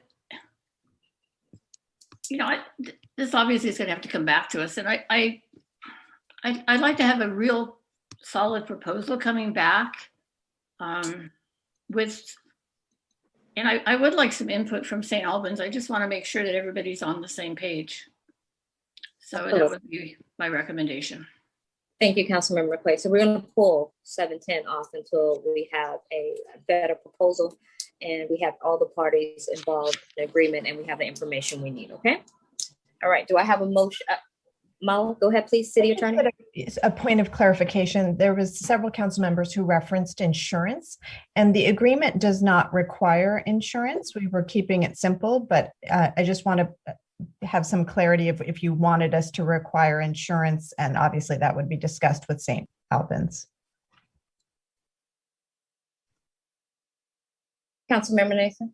I think my preference would just be to drop the indemnification clause, in particular if we're not going to be requiring insurance, because of the possibility that it could create a problem with the insurance coverage of St. Albans. But I think that would be for you guys to discuss with St. Albans, if in particular if St. Albans is going to get a check from the city. Yeah, then probably there should be discussion with them. All right, we'll go ahead and move forward. Do I have a motion? I will. Go ahead. I'll move the consent calendar, last item 7-10, and with the two suggested adjustments to the minutes under 7-1. I'll second. Thank you, Councilmember McQuaid. Go ahead for a roll call. Councilmember Nason, Yes. Councilmember Tiedemann, Yes. Mayor Gary, Yes. Vice Mayor Jordan, Yes. Councilmember McQuaid. Yes. Motion carries. Thank you, Ed. We'll go ahead and move to public hearing. That's item -1. We'll go ahead and get a report from City Attorney, please. Thank you, Mayor Gary. At your last meeting, you adopted unanimously a premium pay ordinance for grocery workers, and you requested that we bring back some amendments to the ordinance to add both drug retail stores as well as other large retail stores. So we have added those in red line form to your ordinance. So this would impact CVS as well as Target and BevMo. In addition, we've clarified the 60-day period. The 60-day period, minimum period of this premium payment has already began to run for grocery store workers. And should you adopt the ordinance tonight, it will start to run for the additional stores that you are now adding to the ordinance. We've also made some clarifications about if any existing premium pay has been paid, that'll be counted towards the $5, as well as collecting bargaining agreements that they may explicitly waive the provisions should they choose to do so. Happy to answer any questions you may have, and the ordinance, similar to the ordinance you adopted at your last meeting, requires a 4/5 vote and would take effect immediately. All right, thank you. Open up for council discussion. Is there any discussion? Go ahead, Councilmember McCoy. I'm sorry, Mala, I didn't quite understand. So will the 60-day periods be on different tracks, one being from 2 weeks ago? Okay, that's what I thought. Exactly. We wanted each group to have 60 days, and so Right, okay. it's just running on a different track. Okay, perfect. Sure. Anyone else? Vice Mayor Jordan. Yeah, I mean, I try to do some research that I could, anecdotal as it was, through media reports to determine how many cities that have covered grocery workers have also covered other retail workers. And doesn't seem like many, but this is a question. I don't know if any other council members have a feel for how large a group of cities or what cities have taken this step that's being contemplated now. I can say it's more common to do grocery workers and the drugstore retail. I think the additional, let's say the larger retailers such as the Target and the BevMo is maybe not as common and is a little more unusual. Thank you. All right. Well, I'll go ahead and open it up for public comment. You have 1 minute.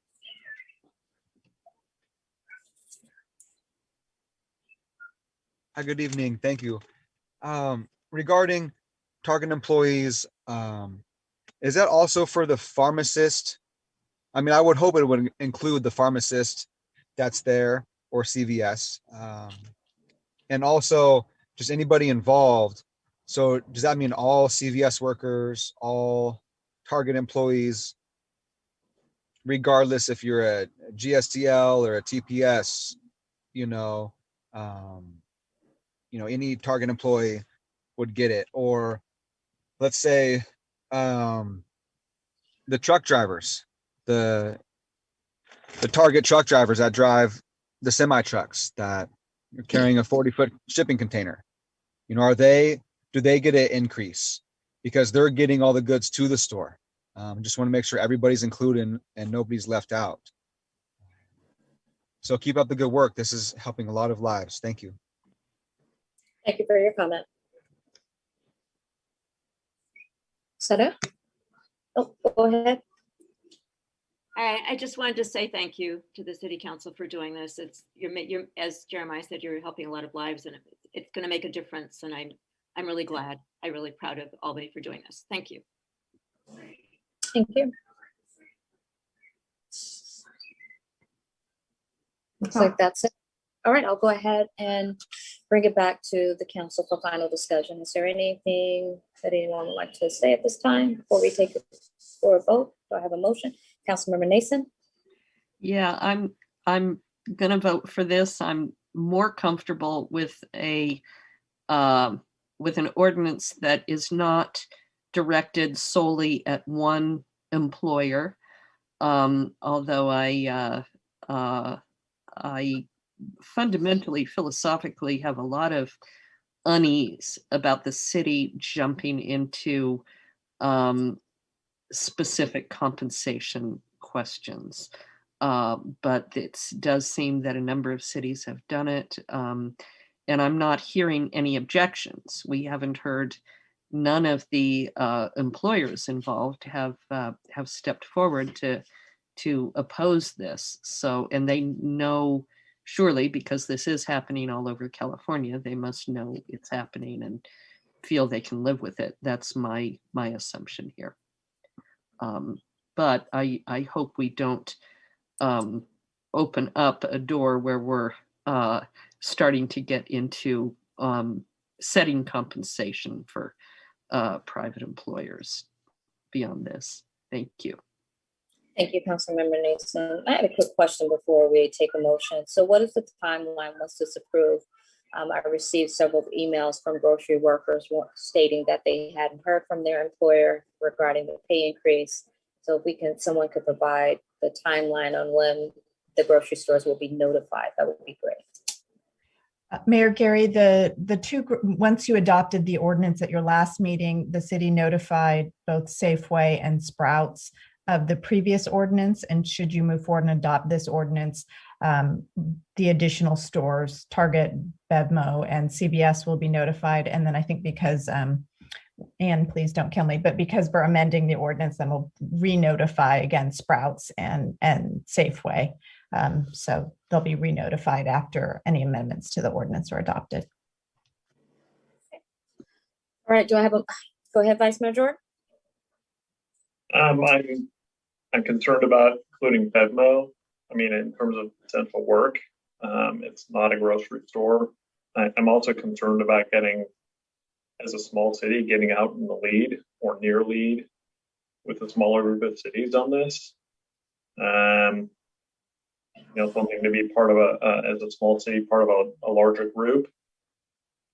But as I say, there's far fewer cities that have applied this hazard pay to both of those additional sectors.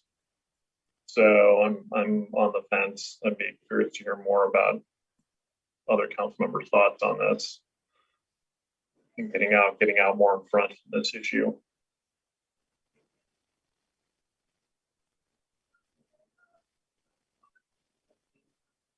Well, that's kind of how I felt at the last meeting, but we decided to do it with the grocery stores, and I don't see much justification for doing it for the grocery stores, but not for the other corporate providers of essential services who had people exposed in the same way. Well, to me, BevMo is not an essential service. But they were open. Don't they have groceries in there? I mean, no groceries? Is this all alcohol? And other beverages, but yeah, primarily alcohol, but it's beverages. I mean, they might have some very limited snacks, but it's basically liquids. Yeah, and Target has a very small food area. It's a very small part of what they do. Okay, well, so I would be comfortable leaving it at the grocery workers since we included Safeway. I just didn't want an ordinance that tailored to affect just one employer. I felt like that was not a reasonable thing for a city to do. All right, so are we in agreement to pull BevMo out? Councilmember Tiedemann and then Vice Mayor Jordan. I'm okay with leaving BevMo in here. I think the general argument, as I understand, is that all these stores, whether they be retail drugstores or grocery stores, are not only necessary to some extent, they have been receiving business throughout the pandemic in a manner that's excess of any of our small businesses, and also have been, to put it bluntly, making a lot of money during the pandemic while exposing their workers to a huge amount of risk. And that applies to BevMo and applies to Target just as much as it applies to the grocery stores. So I don't really have a problem with the Albany government saying that it's the right thing to do to pay those workers more, seeing as they've been working through the pandemic and putting themselves at risk in service to these companies, seeing as I think they can pay it. And I think that's our job as the government of Albany. Thank you, Councilmember Taylor. Vice Mayor Jordan, did you have something? Yeah, I mean, I don't know if BevMo can reasonably be carved out. I mean, I see part of our job is also fiscal responsibility and the risk profile of being one of few cities to take this action unless somebody tells me otherwise. I just don't know that I can support that. It's my fiduciary duty. I absolutely support the drugstores because obviously that's an essential service. I mean, people need their prescriptions. They need the goods that are provided there. But not BevMo, and it's been said, Target has a fairly small grocery section, so it's a percentage of their total retail. I don't know what it is, but I would be surprised if it's even more than 10%.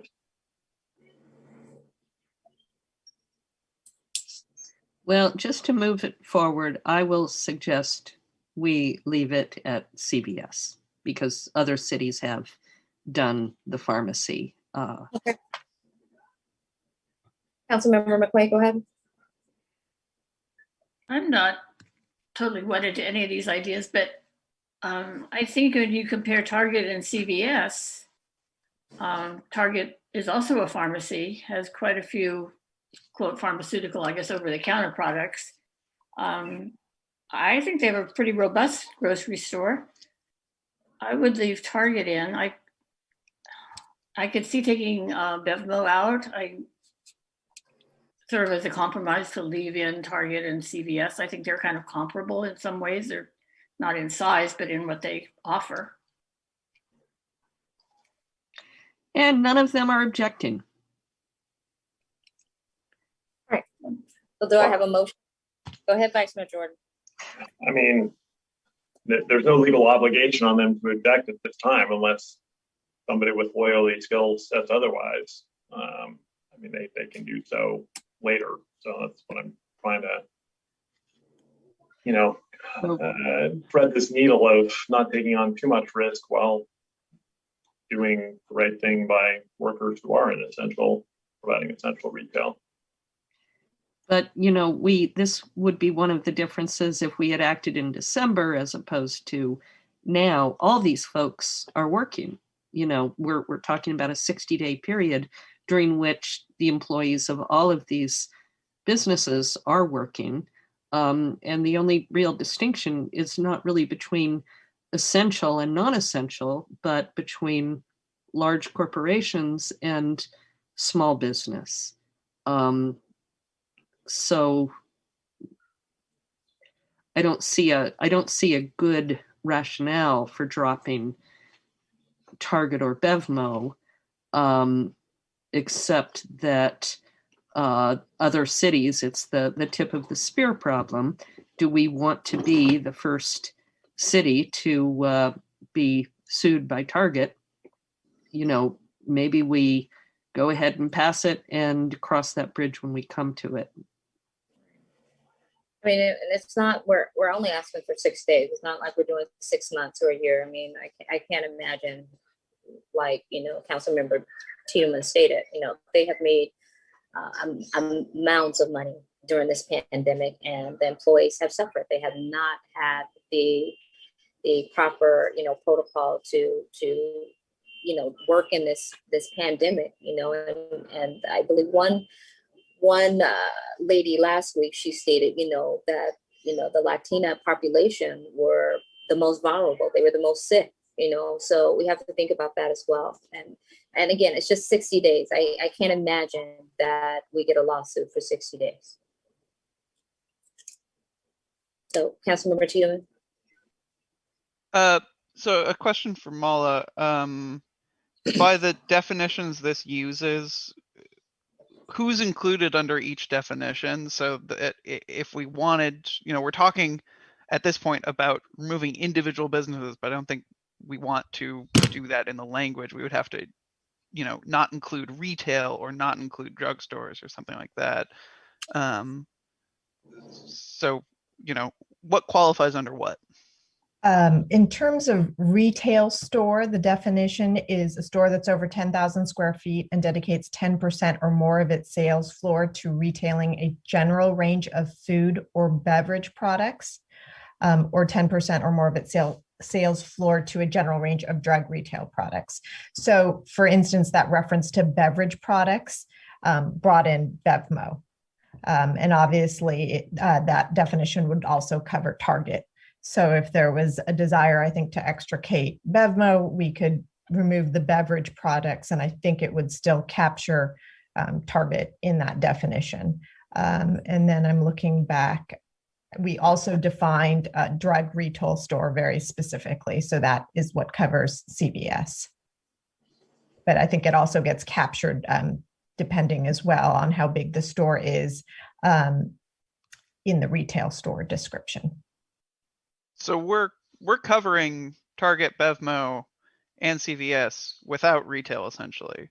We're covering them all under either grocery store or drug store.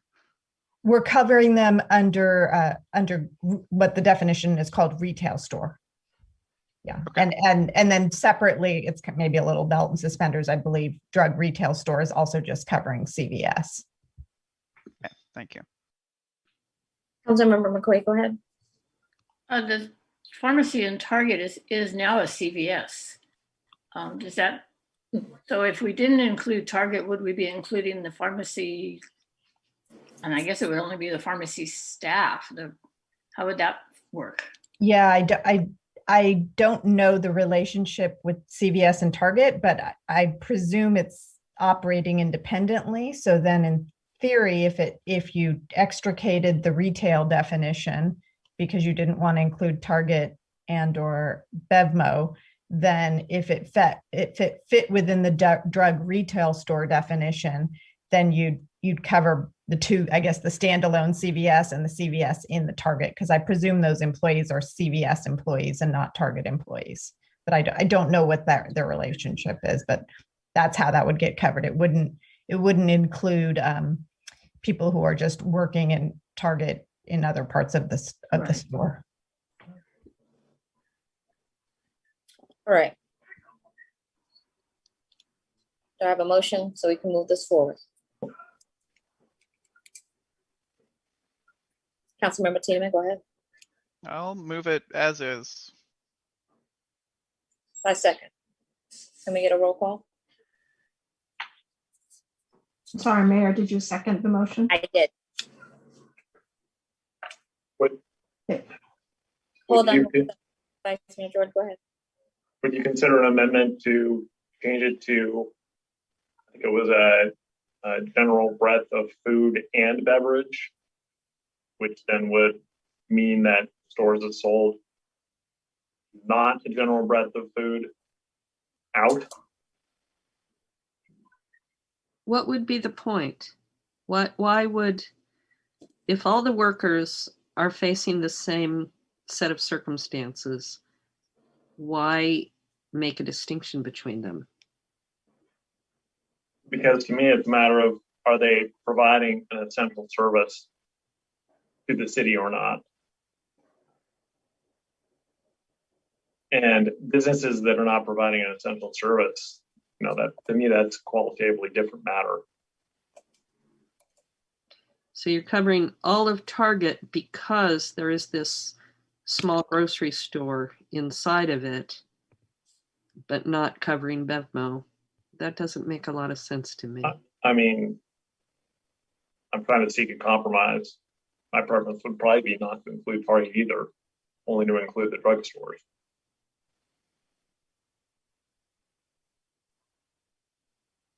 Can you clarify what the change is again? The change would be, and I apologize, city attorney read the definition, but it was basically food or beverage. We changed to food and beverage inclusive. And I presume that would exclude a store that sells almost exclusively beverages. Maybe to clarify, I just want the leniency if the amendment were to be accepted. It sounds like you're trying to specifically include Target, but not include BevMo. So we'd want to make sure that the definition, I think, extricated the beverage products, which was how we included BevMo, but kept in appropriate language to include the Target. Right.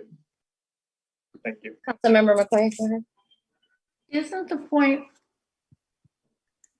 about getting the workers the compensation that closer to what they deserve because they worked as essential, they were called in and their business was considered essential by somebody's, it's not really whether or not we think it's an essential service, it's whether or not the employee actually worked. So I think that's sort of what we need to be thinking about. It's about the employee getting this, not whether the business is deemed by us to be essential. I don't know that BevMo was open the whole time. I believe it was. It's open now. And it was open early in the pandemic. It was. I don't see any reason to treat all the different corporate employees differently. I can understand the rationale for exempting small businesses. Right. But all of the corporate employees, I'd rather treat them the same. I agree. I'm not wholly comfortable with doing this at all. Okay. But given that We're we gonna do are, that. I think we should, treat them the same.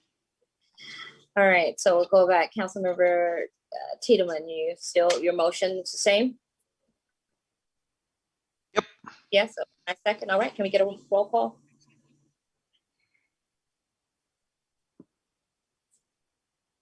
Vice Mayor Jordan, No. Councilmember McQuay, Yes. Councilmember Nason, Yes. Councilmember Tiedemann, Yes. Mayor Gary, Yes. and the motion carried. Thank you. All right, we'll move to item 9-2, another public hearing. Go ahead and get the report on that. Sorry, just a minute. Okay.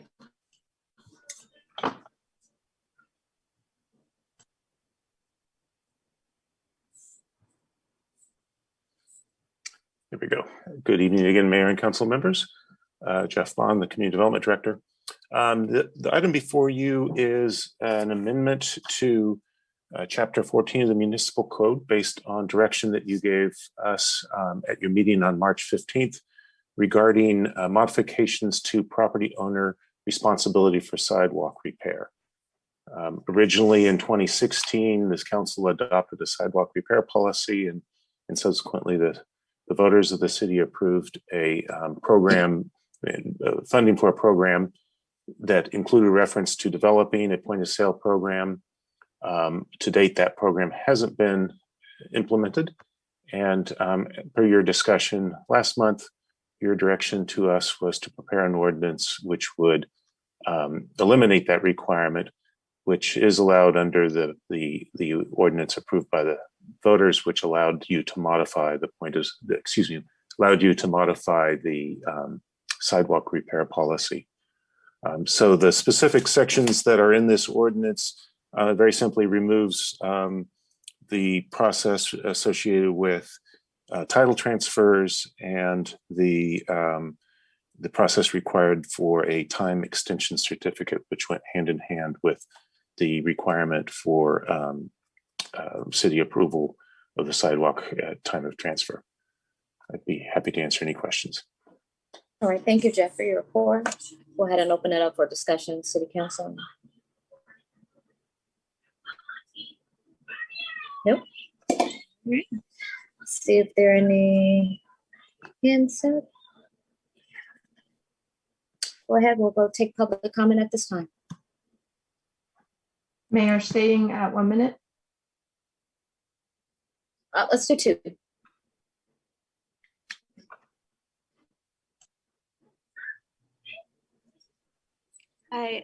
When this came up before, I asked this question, I never got an answer, so I'm going to ask it again. I don't understand, as an Albany resident, whether I'm responsible for the sidewalk in front of my house. And that feels like this is part of that. If what in this ordinance, when it says the word adjacent, I assume that means the sidewalk in front of your house. If it doesn't mean adjacent, if it doesn't mean in front of your house, if you could explain that to what adjacent means, because it makes it sound like it's the neighbor's porch sidewalk, but I'm assuming that's not what that means. But I just would like it very much if you could explain that I'm responsible for the sidewalk in front of my house. And I asked last time, does that mean that I could take out the entire sidewalk in front of my house and put in a garden, for example? I mean, what kind of responsibility do I have? I think it would, I couldn't find it on the website. I tried to figure it out. So if somebody could just explain to me, when there's cracks in my sidewalk, I am legally responsible to fix them. And if so, why is the city fixing them? And do we get funds from the city to fix them? Do we get fined if they aren't fixed? The whole thing about sidewalks and home ownership is a puzzle to me, and it would just be wonderful to have an explanation. Thank you. Thank you so much. Next comment.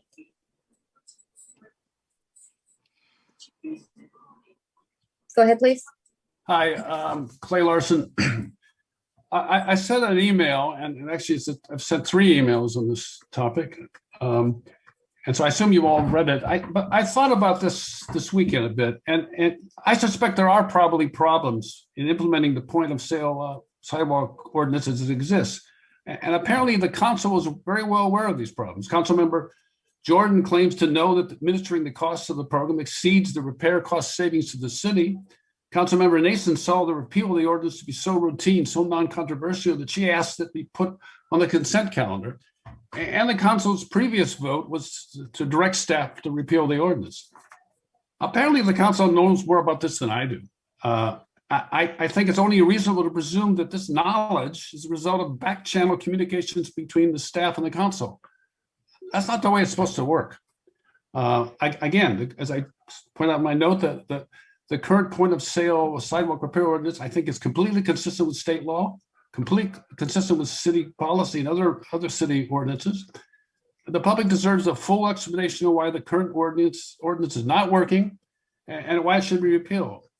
Think of this as transparency, and I'm looking forward to a thoughtful discussion from the council. Thanks. Thank you so much for your comment. Next, please.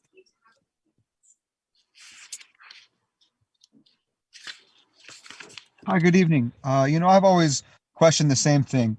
I believe there's a lot of miscommunication, a lot of misunderstanding, and maybe not a lot of transparency regarding this sidewalk issue.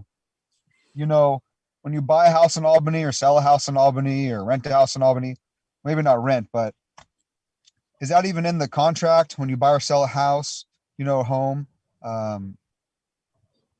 It's kind of, and then if you're a homeowner, do you have to get special property insurance regarding sidewalk injury? So if someone trips and falls on the sidewalk out in front of your house, now the homeowner is responsible for medical bills. So now that's just another insurance that the homeowner has to pay for, which is costing extra money unnecessarily. I suggest a solution. I don't know if it's going to happen 10, 20 years from now. I hate to say it, from the city's point of view, but for the people's point of view, what I've got to say is, I think the responsibility should just be 100% on the city. I mean, who would have ever thought that a sidewalk would be 50%, 50-50? I mean, what's next? The street? Now the homeowner owns half the street, right? I always thought growing up as a kid that streets and sidewalks were pretty much the city, and there was a clear line where the property started. It didn't really include the sidewalk. I don't know if this thing that Albany has going on with sidewalks is just Albany or it's implemented in other cities around the Bay Area, but I would suggest just leave the homeowners out of it and just the city pay for everything. Thank you. Thank you for your comment. Next, please. That's all. Okay, I thought I saw someone else. Okay, he dropped it. All right, I'll bring it back to the council for discussion. Councilmember Nason, hold on one sec. Let me have staff. Jeff, if you can address some of the questions that were brought up. I'll try to, and I'm also happy to reach out to the individual speakers if a more substantive discussion with them would be appropriate. But with respect to the property owner responsibility for sidewalks, it is rather odd, but the way it works, and this is essentially statewide, the city owns the controls a right of way in front of someone's property, but the property owner is legally liable and is essentially required, can be required to maintain the sidewalk. So it's different than the roadway, where the city always maintains the roadway. The sidewalk is different, and there's a liability to the property owner if the sidewalk is not maintained and someone gets injured. History has shown that property owners, for whatever reason, don't repair their sidewalks, so we end up in situations, and again, this is all over California, it's not just Albany by any means, where you have hazardous sidewalks, and it ends up both the city and the property owner are at risk when someone is injured. With respect to the process, there certainly has not been any back channel communications with me between me and any council member on this matter. The implementation of a point of sale program I found was going to be much more complex than what I originally expected. And it would ultimately place, in today's real estate market, essentially puts a burden on a new homeowner who purchases for better or worse, a very expensive piece of property.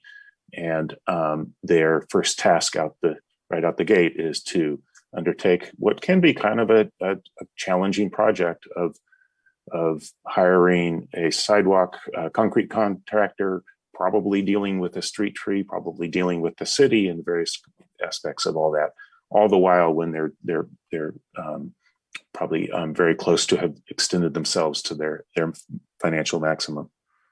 And so with respect to the third person's commenting, this essentially does move a lot of that responsibility financially to the city to incrementally and triage sidewalks and try to address the most serious ones first. So I think all three made some thoughtful comments. I'm not sure I'm giving all of them as much justice as they deserve. And like I said, if it helps, I'd be happy to reach out to those three individually between now and the next council meeting if necessary. Thank you, Jeff. Councilmember Nason?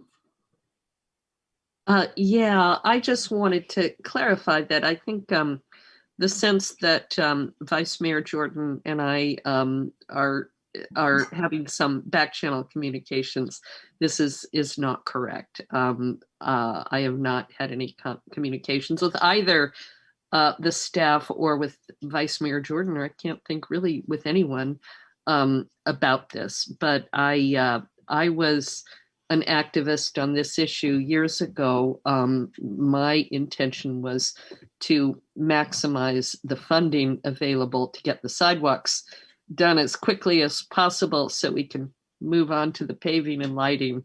But this particular provision was never put into effect. We imposed a large tax on people selling their homes.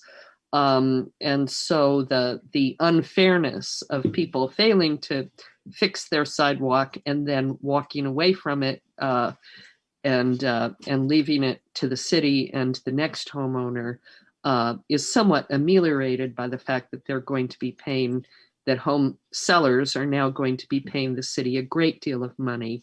And there remains the issue that the city is still quite strict about street trees, and street trees that tear up the sidewalk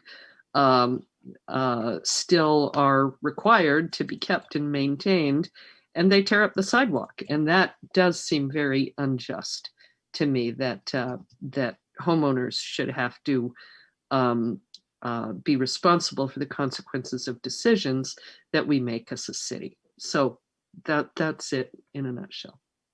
Thank you, Councilmember Nason. Vice Mayor Jordan? Thank you for the comments, and thank you, Director Bond, for the response. I just wanted to address the comment on adjacency. The reason that word is in there is because the sidewalk is on city property, not on private property, as I originally understood when I was fortunate to be able to buy a property with my wife, a house with my wife. That's why it's the sidewalk that it's adjacent to a property, because the parlance has been to say it is on the homeowner's property, but it is not on the homeowner's property, it's on the city's property. With that, I will move, I guess it's ordinance number 2021-08.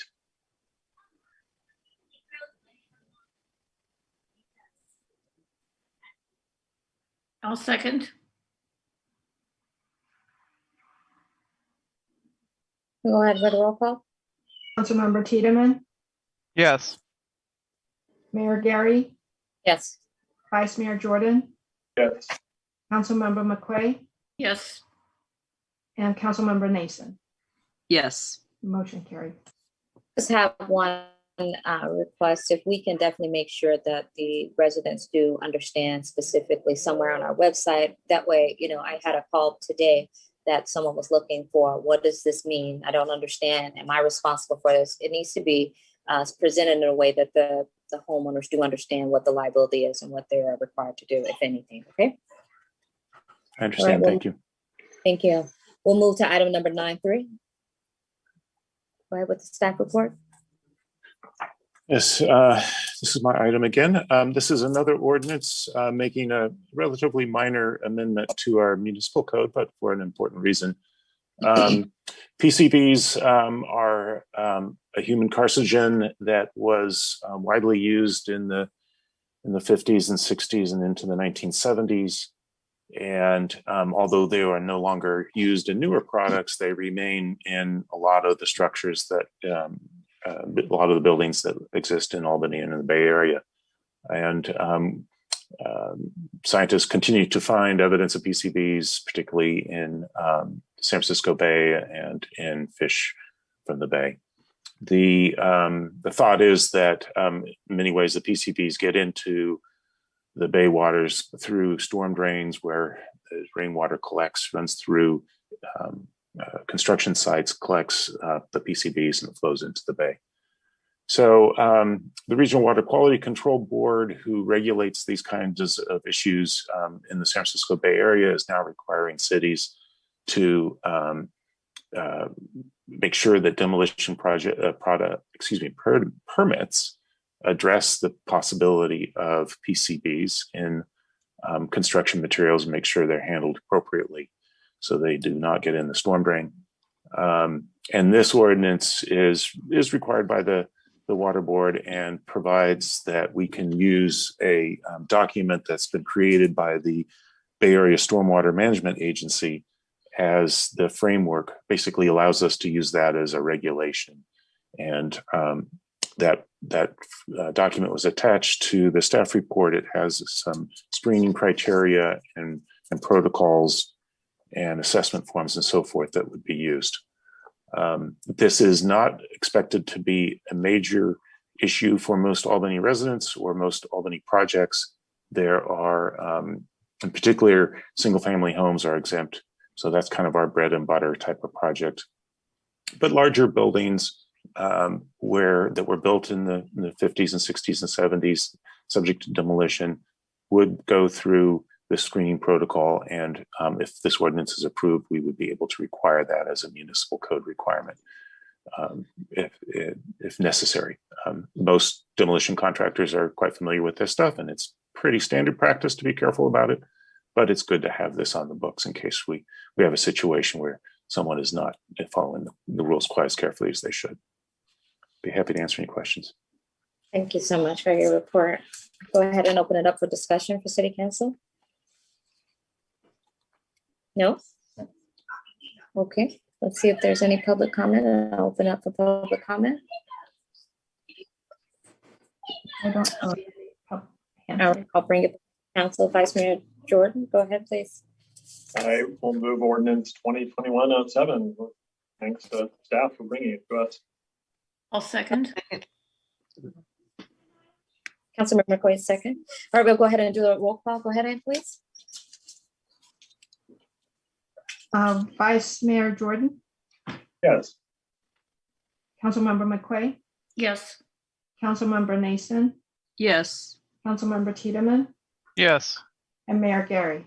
Yes. Motion carries. All right, thank you, Jeff, for your items. I know it was a lot, but I appreciate you presenting everything to us. Thank you so much. You're welcome. All right, we'll go to item number 10, unfinished business, 10-1, City Council Reorganization Policy and Policy of Appointments to Regional Bodies. We'll go ahead and take the staff report.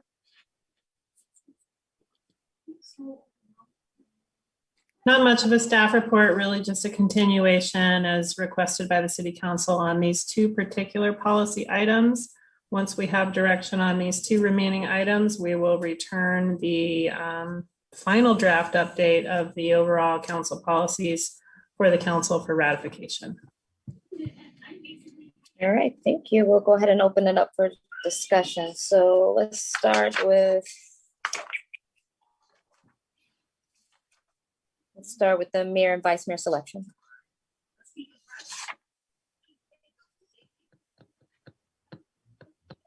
Vice Mayor Jordan, go ahead.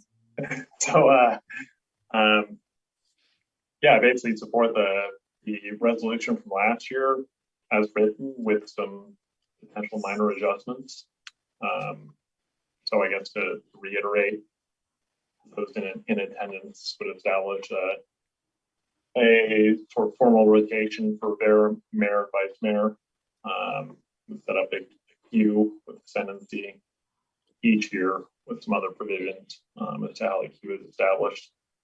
And I guess the adjustment that, and then this doesn't really relate specifically to that policy, but I noticed in there was a policy that the council reorganization will be the first meeting in December except for election years, which election years being half of the years, that means that policy doesn't obtain half the time. So it seemed to make more sense to just change that policy so it's the second meeting of December, because that is usually when the election results are certified. So we keep it consistent from year to year, unless somebody says otherwise, or that staff have some reason otherwise, or those who've been on the council have some reason otherwise. All right, thank you. Any council members, objections? Add anything? Councilmember McQuaid, go ahead.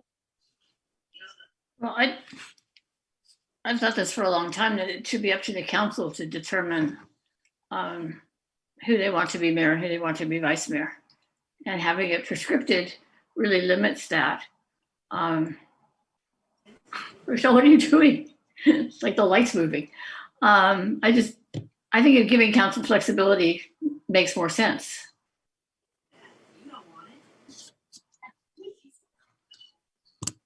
Okay, thank you, Councilmember McQuaid.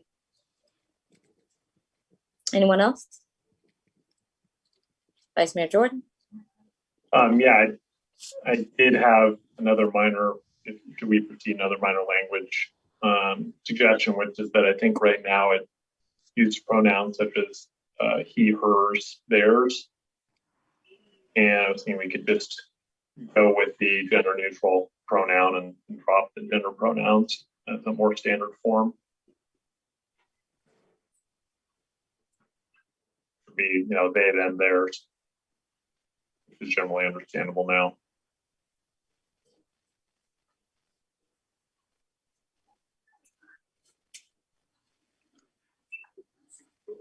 All right.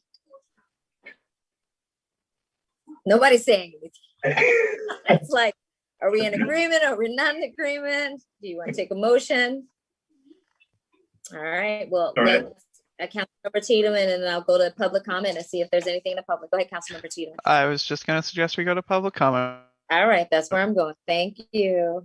All right, we'll go ahead and go to public comment. We have 2 hands up. Go ahead and let them in, please, Ann. Hi, I've given this a lot of thought, and I read the examples from other cities, and I'm not really clear on what's being proposed for Albany, but I just want to start out by saying that I don't agree that it should be up to the council, because I've watched the council jump over people that they don't like. So I don't think that there should ever be the chance to do that. I also think that a person should never be mayor more than once. I think that if there's a hierarchy, it should always be the newest people that were elected, people who have never been on the council before. And I don't think it should depend on how many votes they got. I think that's the strangest idea. I mean, if anything, maybe do reverse. The people with the least number of votes get to be mayor first. So, but I also happen to think that the city council should only be 1 term, and it should be 4 years, and then you should be done forever. And so that would work really well with my idea that you would never get to be mayor twice, and that the priority should always be given to new members. Because the problem is that when somebody runs for council, and I know that Vice Mayor Jordan mentioned this when he ran in the previous election, that if you're an incumbent, you beat out people who aren't, that are new. It's very hard to get elected if you're running against an incumbent. So I think that if somebody actually, if we do continue to have more than 1 term, then I think that that new people should definitely be given priority. We always need new views. We always need new insights and new ways of looking at things. And as evidenced by the current city council, we brought in some new people. And I would really like to see that continue, and us to support bringing in new voices and not keeping the same voices. And so that's my thought, is the newest people first. And I also agree with the they, them, theirs, just use those pronouns and not use any other pronouns. Thank you. Thank you for your comment. Next, please.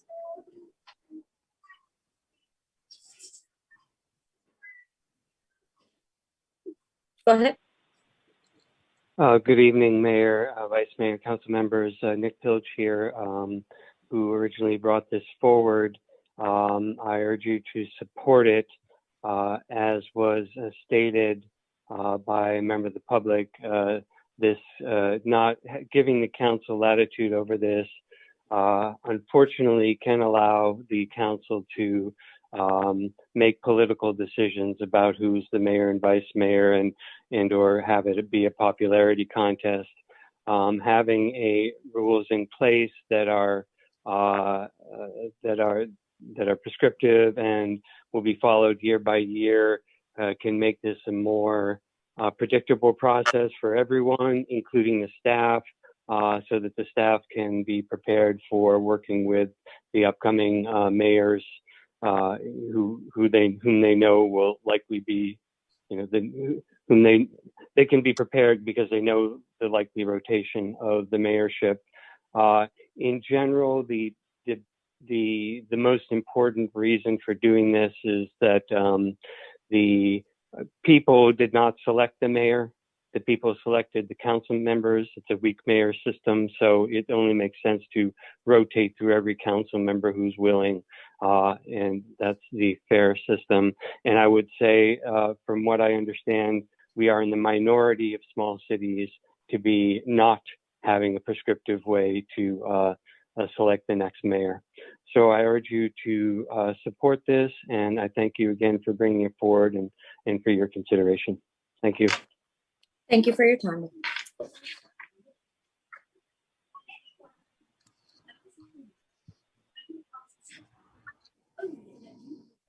Is that it? That's all. Okay. Go ahead, Vice Mayor Jordan. I will move that staff, when it brings back the updated policy and procedures manual, that be amended with the process as presented in the draft resolution in the staff report, both for rotation of mayor and vice mayor and for regional body appointments.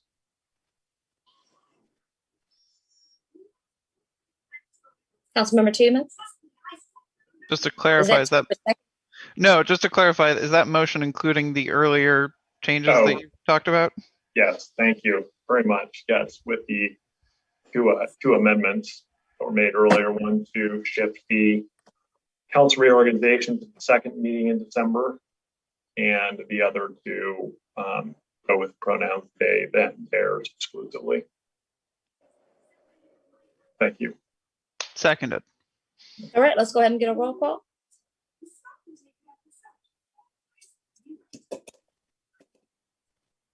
Vice Mayor Jordan, could you clarify that? Because we don't have a resolution. Yes, so what I'm looking at is there is a draft, well, I'll call it a draft resolution because unless staff tells me otherwise, we're not adopting it tonight. What was requested and suggested was that the council provide direction by motion with regard to whether it desires to have the items that are in this, the proposed changes that are in this draft resolution amended into the procedures and policy manual when it comes back for adoption. So there was an attachment to the staff report, which was resolution 2020-111.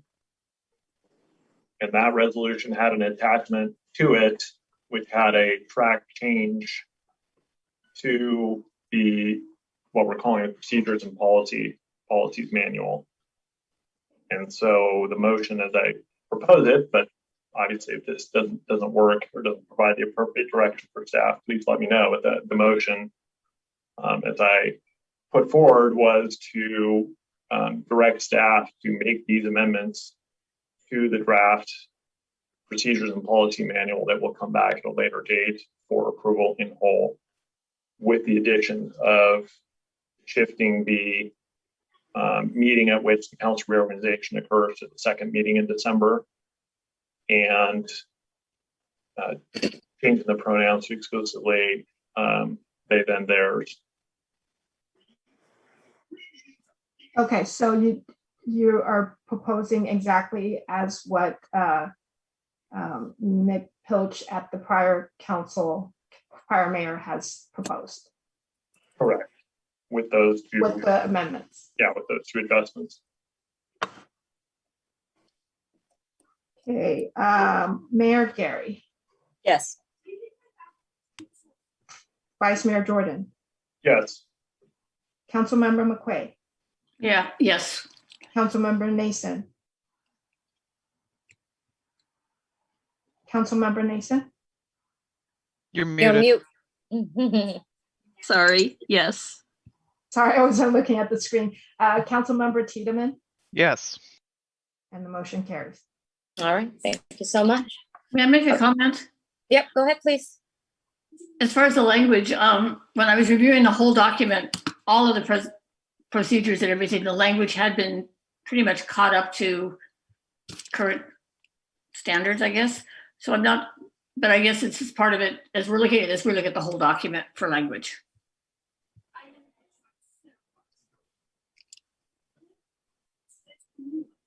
You Yeah, don't- maybe that's a question to staff. I don't know. No, it wasn't.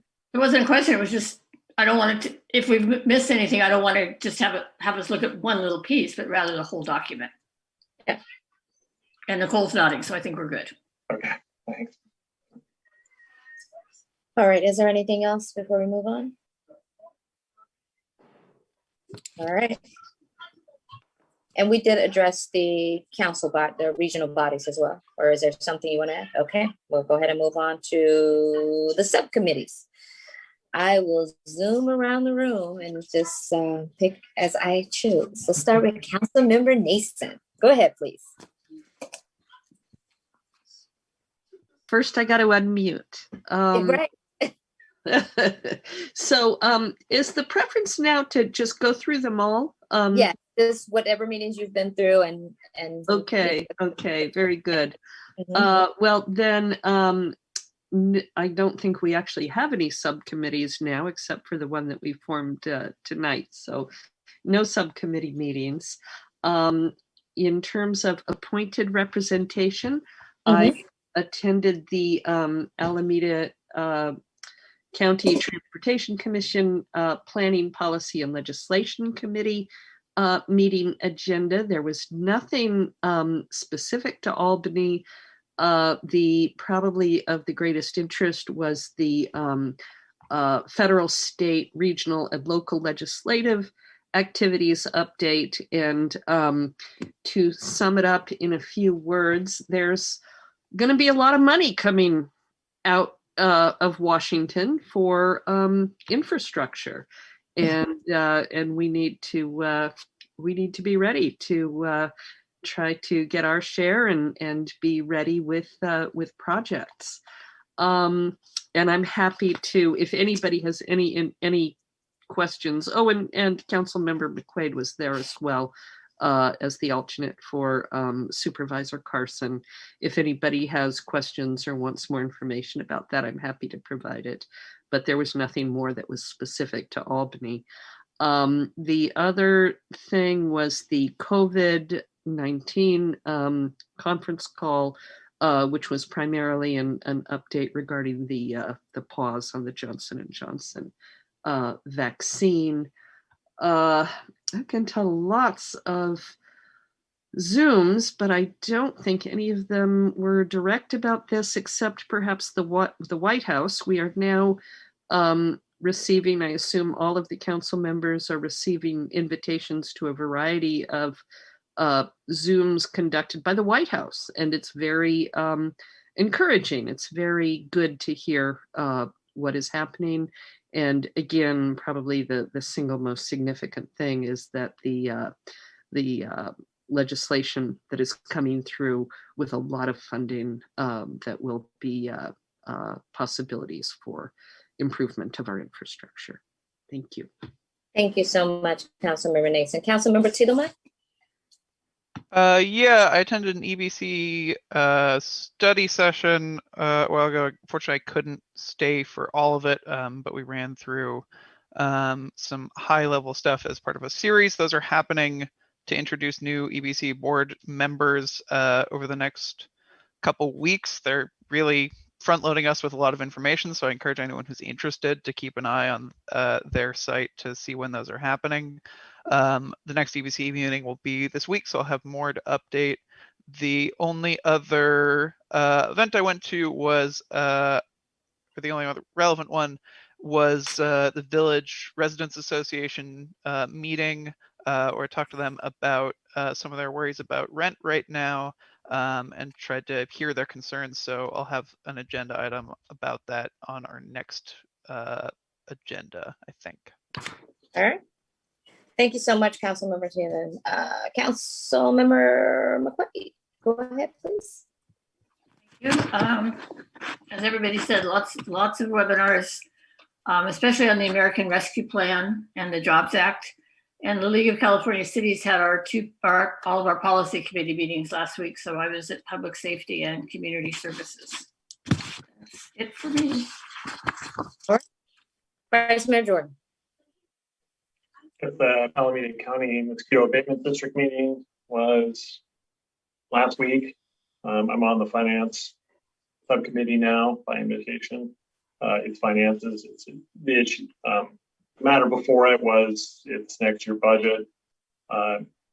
Tends to still amaze me what a strong agency it is financially, and it will not need to raise any of its charges, which are in the form of property taxes, which there's 2 of them, and in total they're far less than $10 per parcel, and it doesn't need to raise those. So good shape. All right, Vice Mayor Jordan, it's my turn. So Vice Mayor Jordan, you forgot you attended a 2x2x2? Right, okay, so we attended that meeting together. I also attended the Library Advisory Commission. Basically, it was just an overview of the library when they were going to reopen. The new library in Newark looks it's beautiful. I can't wait to be able to hold a meeting there. It's very nice. They'll be opening that soon. And so they just went over just the importance of the library and things that have been going on, events and things that are upcoming. I also attended the mayor's conference. Mayor Libby Schaaf and Mia Bonta presented Northern California College Promise Coalition. I think that's something that us as a city could look into. There's other cities that are getting involved in that, San Jose, city of Alameda. So I want to do some more research and just see how we can be a part of this coalition and report back. And I believe that's all the meetings I went to. All right, with that said, we'll go down to item number 13, which is the future agenda items. Zoom around the room again. Councilmember Tiedemann? Yeah, I've got one that'll be on our next agenda about the village rent increases and COVID rent. And then I've got one I'm working on them, hoping to get done soon. The school keeps getting in the way on Golden Gate Fields. So I will hopefully have that soon. Okay, sounds good. Councilmember Nason? People may have heard that the FAA, the Federal Aviation Administration, is looking at rerouting its planes, which currently the approach to the Oakland airport in a way that will, I'm afraid, be very impactful to Albany. They right now they fly over us to the east, and now they're going to fly directly overhead. There's a lot of concern about this. In Richmond, Mayor Butt is working on it, and in Berkeley, Councilmember Ben Bartlett is working on it. And I would like to bring this to the council to so that we can weigh in and inform our residents of this happening. All right. Thank you, Councilmember Nason. Councilmember McQuay, any future agenda item? Nope. Vice Mayor Jordan. I finally, after, I don't know, maybe 6 years of trying, got the manual from Metropolitan Transportation Commission that regards the software that all jurisdictions in the Bay Area and many beyond use for managing pavement conditions. Mm-hmm. And so I'm researching and going to bring forward a report on that at some point. I doubt it'll be ready for the next meeting, but maybe a meeting after that. All right, sounds good. All right, let's see if there's any members in the public. It's not. All right, we'll go to item number 14. Basically, these are the upcoming meetings that are coming up. I would ask that you govern yourself to 14.1 and 14.2. And before we go ahead, Councilmember Nason. Oh, I just wanted to, this is a follow-up to my ACTC report, I guess. There will be in May, I believe, a groundbreaking ceremony for the Gilman project, which is kind of huge for us. And I think it's something we can all attend. So when that comes forward, I'll try to make sure everybody gets the invite. It'll be virtual. I talked to John Bowders about it, asking him to invite us all, and he said, "Yeah, it'll be virtual." Very good. Maybe it'll be hybrid. We'll see. I hope so. It'll be disappointing to be virtual. Yeah, virtual is not so great for groundbreakings. All right. Anything else before we adjourn? I want to touch on 2 items, but I want to give council time to present anything or say anything before I do that. All right, we had 2 members of our community that passed away. The first one is Edward Phillips. He passed away on March 22nd. And then we had Eleanor Westbrook, and she passed on March 12th of this year. So Eleanor passed away of Alzheimer's disease on March 12th, 2012. She was born in Oakland in 1933. She attended the Holy Names High School, and following her graduation, attended Holy Names College. She was married to future Mayor, Albany Mayor, she was married to previous Albany Mayor Richard Clark, living in Albany nearly 60 years, raising her 8 children in Albany. She was married in 1973. When her youngest was preschool age, she entered the workforce as a teacher assistant at Parnell Elementary School, and later became the executive assistant to the dean and registrator of the Dominican School of Philosophy and Theology in Berkeley, California.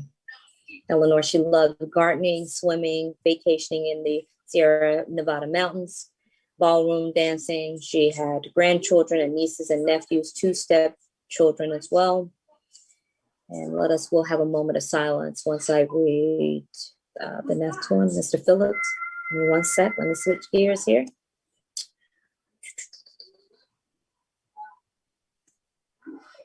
Sorry about that. Let's see. Okay, there he goes. So Edward Phillips III, he was a city planner, teacher, painter, author, dog lover, devoted husband, and father. Like I said, he died on March 22nd at home in Oakland, California. He served in the Air Force Reserves for 6 years and was employed at Perville Corporation as an accountant, first in Fort Worth and in Peoria, Illinois. He married in 1963. He has a pretty extensive bio. I'm just trying to skim through it and point out the highlights of it. We'll go down. Edward was an avid swimmer, bicyclist for many years. He also took piano lessons and enjoyed recitals with his piano circle. Edward and Mary, his wife, had the same seat at the San Francisco Symphony for almost 40 years. He volunteered at Berkeley Botanical Gardens for 10 years. He enjoyed traveling, especially visiting New York City, exploring the cities and historical sites of Europe. For many years, he and Mary took a long summer road trip with the beloved their terriers to the small town of Battle Lake, Minnesota, where her family still owns an ancestral home. He is survived by his mother, his sons, Ned and Owen, daughter-in-law, Mary Ellis, as well as 5 grandchildren, Catherine Rogers and her husband, Chris, Emily, Violet, Ruby, Charles Phillips. He has 5 nieces and nephews in Texas. And so with that said, I would just like us to have a moment of silence just to reflect on the lives of our residents who served our community. And again, just to have a brief moment just to reflect on how life is so important and how during this time, we've lost so many, but we definitely want to make sure that we're able to take the time and reflect on those that have lost their lives.